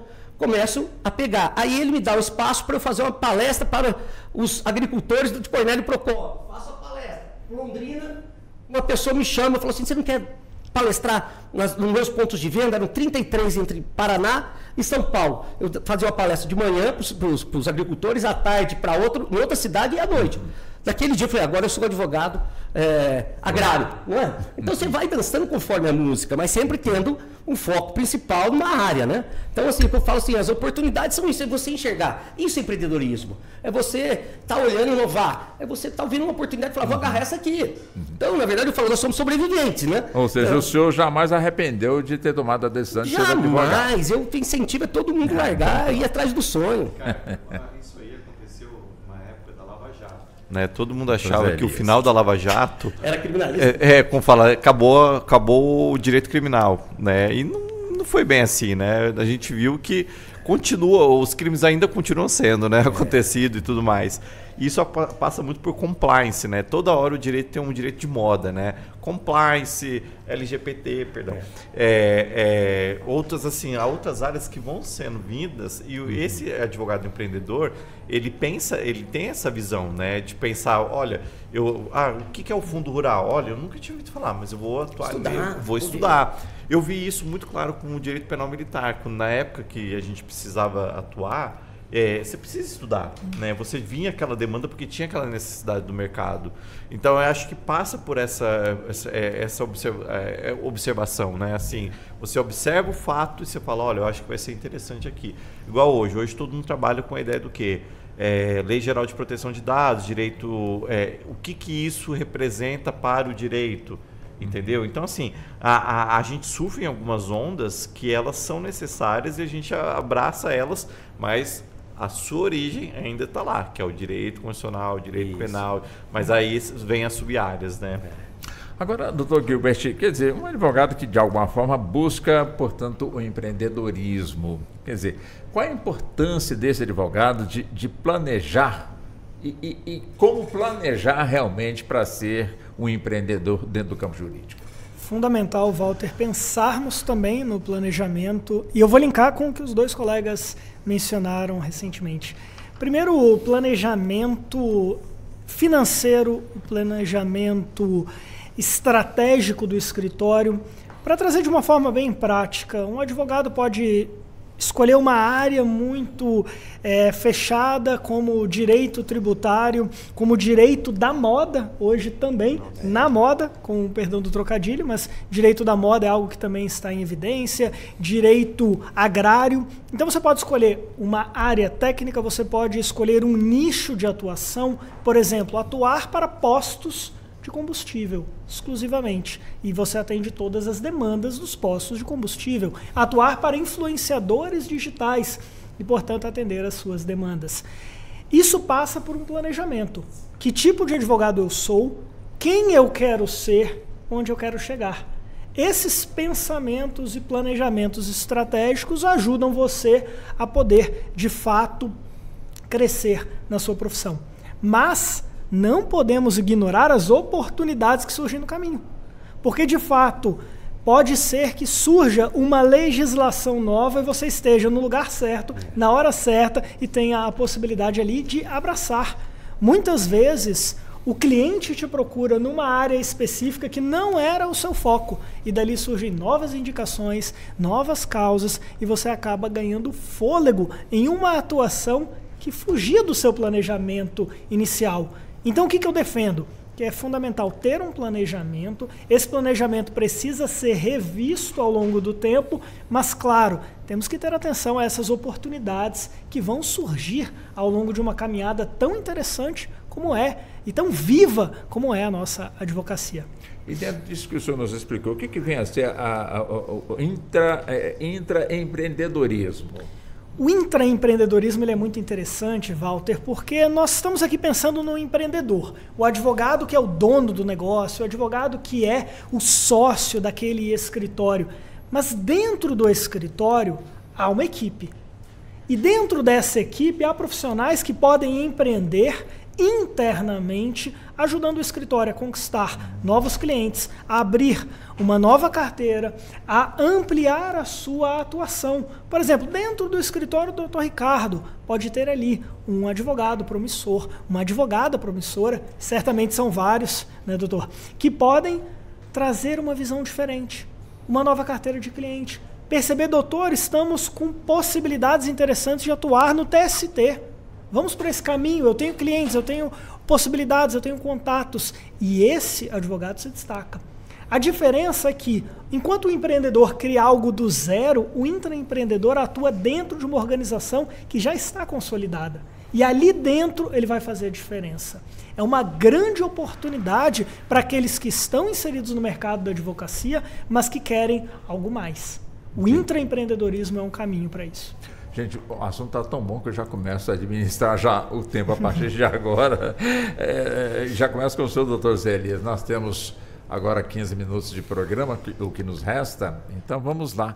4 minutos para cada um dos senhores, mas cravados 4 minutos, né? O senhor fique à vontade no que o senhor queira deixar registrado nos microfones da Rádio Justiça. A partir de agora, doutor Elias. Walter, mais uma vez, obrigado pelo convite, obrigado ao Ricardo pela companhia, ao Gilbert, que eu conheci hoje aqui, aos nossos técnicos aqui que estão sempre com a gente. Foi um tema para mim que, quando eu conversei com a Cristina, eu falei assim, eu não sei absolutamente nada do que eu possa imaginar da minha vida de empreendedor, né? Porque meu avô era um cara que era comerciante, meu avô vendia semente de braquiária, aquela semente para gado. E minha avó se orgulhava de falar que ele era empresário e vendia semente, né? E sempre ela quis, acho que um neto que fosse comerciante, né? Mas aí eu vim advogado e professor, né? Todas as tentativas de ser empresário não foram, né? E essa tarde me enriqueceu muito, porque eu aprendi muito com os dois, com vocês, com as perguntas. E digo assim que a advocacia, ela eu nunca quis ser concurseiro. É uma coisa que eu nunca me bateu assim na vida.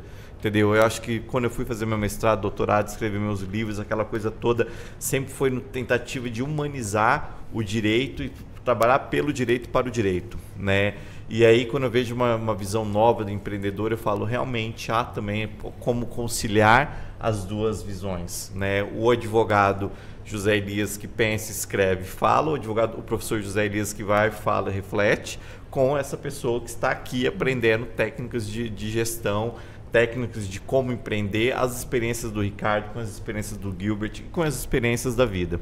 Então é o seguinte, hoje eu saio muito satisfeito que esse círculo hermenêutico aqui me trouxe grandes conhecimentos, entendeu? Assim, geralmente a gente vem aqui e fala para o ouvinte, hoje eu saio como ouvinte, aprendendo. Agradeço a todos e tenhamos boas oportunidades aqui com vinho, né, para falar sobre isso. Mas você acrescentou muito, você acrescentou bastante. Está convidadíssimo, Walter. Você acrescentou bastante. Fica mais animada. Doutor Ricardo, seu também, os 4 minutos, eu gostaria até que o senhor falasse um pouco também do advogado e empreendedor nesses 4 minutos. Como eu disse, esse livro nasceu das palestras que eu fazia na Caixa de Assistência, aí veio a pandemia, e aí parou de fazer, né, de palestrar. Aí eu passei e falei, olha, eu vou escrever um livro para esses 25 anos de advocacia, para que a gente possa tentar ajudar, né, os advogados que têm aquelas dores que nós já sentimos, que estão chegando no mercado, para não abandonar o mercado. Então esse livro saiu dessa vivência e dizer que valeu muito a pena a advocacia, e vale a pena, né? Eu falo que a advocacia é a profissão que realiza sonhos mesmo.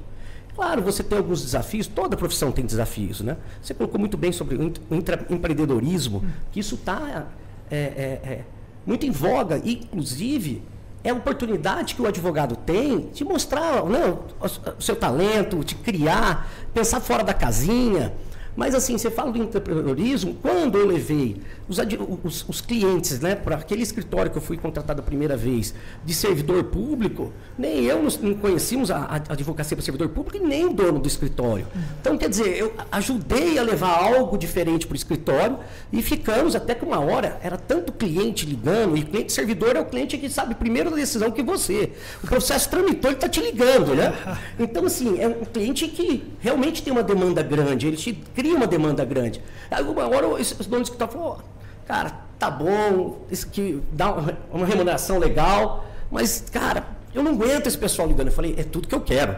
Eu aguento esse pessoal, quero ficar nessa advocacia. E então, em setembro, eu cheguei lá em fevereiro, março, em setembro eu tinha montado meu escritório. Então, assim, na cara e coragem, não é? Eu saio para a primeira liminar, para o Rio de Janeiro, vamos dizer, sem uma bagagem. Então, eu chego no Rio de Janeiro para despachar com uma juíza, porque foi para lá, porque as oportunidades tinham saído uma liminar para os servidores de lá. Aí eu chego lá, vou despachar com a juíza, passo na secretaria, a secretaria, não, ela não está, ela não sei o quê, ela não vai voltar. Falei, mas eu vim de Cuiabá para cá para poder despachar. Mas naquela época ainda tinha aquelas xerox no meio do corredor, né? Que hoje, imagina, xerox não existe mais, né? Então tinha lá o xerox no meio do corredor, eu fiquei ali com o cara conversando, podia fumar, eu fumava naquela época, fumando, o cara me contou o seguinte, nossa, essa juíza é maravilhosa. Ela volta, ela sai, ela vai dar palestra, ela volta à noite, ela chega à noite. Eu falei, vou ficar aqui. Aí 5 horas da tarde, a diretora sai e fala assim para mim, ô doutor, já fechou? Fora, que fechou a vara. Falei, sabe o que é, doutora? Eu vim de longe de Cuiabá e eu vou ser sincero para a senhora, é a primeira vez que eu estou no Rio de Janeiro e tenho medo de ser assaltado, daqui eu quero ir direto para o aeroporto. Acho que ela deu uma risadinha e falou, ó o Jacu aí, né? Na verdade, eu fiquei esperando a doutora Salete, porque eu falei, ela vai voltar. Aí acabou minha bateria, eu desço pro térreo, estou ligando para minha esposa de orelhão de lá, e ligando e conversando, aí de repente quem aparece? A juíza. Aí junto com o assessor e tal, subi já no elevador com ela, já era um elevador privativo. ela vai, despacha no meu processo à noite, pega o processo, não, excelente, é uma senhora que faz muita falta, ela faleceu, mas ela assim, em termos de, para pensar no servidor, pensar no mais necessitado, ela disse que fazia toda a diferença. E aí ela sai da sala e fala, olha, está aqui o processo, está aqui a decisão. Na hora que eu olho, ela deferiu a primeira liminar da vida. O que eu faço? Ajoelho no pé dela e falo, doutor, a senhora está aqui, doutor, pelo amor de Deus, essa decisão vai mudar a minha vida. E mudou. Porque, a partir dali, eu passei a ser advogado servidor público. Então, quer dizer, são decisões. Esse é o empreendedorismo, né? A gente vê oportunidade. E só tenho... Está acabando o tempo, né? Já só tem 30 segundos. Tá, só tenho a agradecer, tá? Vocês três aqui pela oportunidade, muito boa. Feliz em revê-lo, meu amigo, doutor José Elias. Prazer foi meu. Não é? Tá, e só tenho a agradecer. Doutor Gilbert, é um prazer em conhecê-lo pessoalmente, né? Já conheci aí da ordem como presidente da comissão. Prazer é meu. Muito bem presidida. Como diz o nosso amigo, doutor Elias, está aí um grande candidato, né? Para um conselho seccional, federal, para presidente nacional da comissão. Obrigado, viu? Um grande abraço, foi um prazer imenso. Doutor Gilbert, vamos também com os 4 minutos. O senhor pode, inclusive, falar do livro que o senhor tem aqui, que vai ajudar e pode ajudar muito quem, de alguma forma, quer realmente partir para o empreendedorismo jurídico. Com certeza, começo pelo livro, então, Walter Lima. Para quem nos acompanha no YouTube, o livro está na tela. Ele é uma organização fruto de discussões no Conselho Federal da OAB.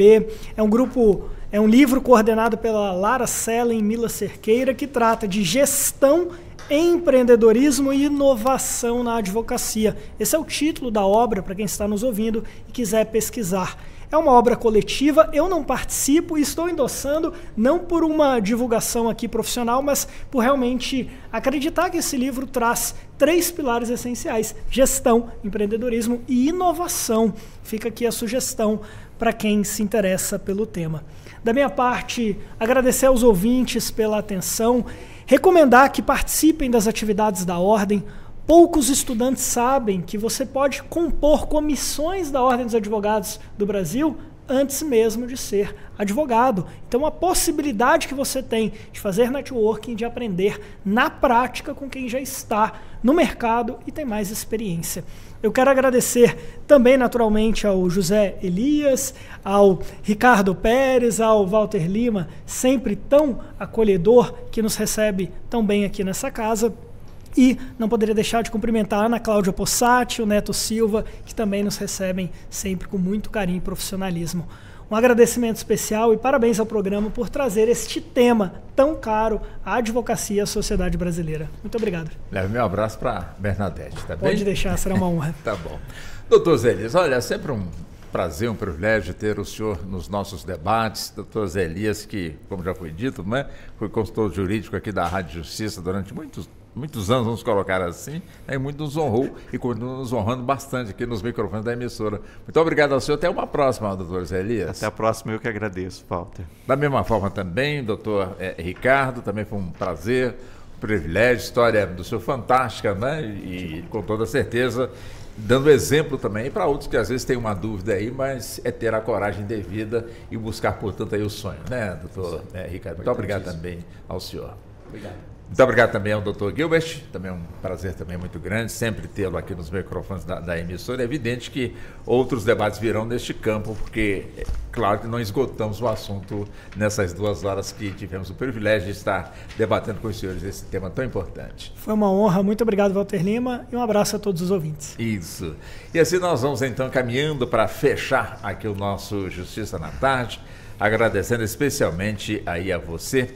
Agradecendo também ao doutor Ricardo Pérez, como já foi dito, né, advogado trabalhista, pós-graduação em Direito Público. O livro pode ser encontrado onde, doutor Ricardo? Está naquela estante virtual e está também na Amazon. Na Amazon.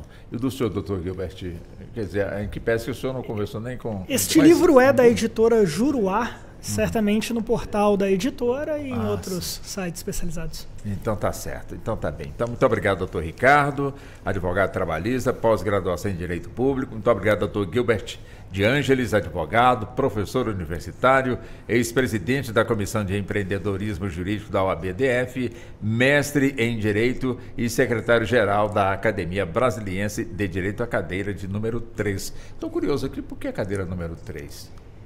Sou um dos fundadores. Pronto. Ele é imortal. Faço parte da diretoria, acho que isso me ajudou um pouquinho. Muito bom, muito legal. Tive a sorte e o privilégio. Pronto. Pelo merecimento. Quem escreve um livro entra para a eternidade, já dizia Hegel. Com certeza.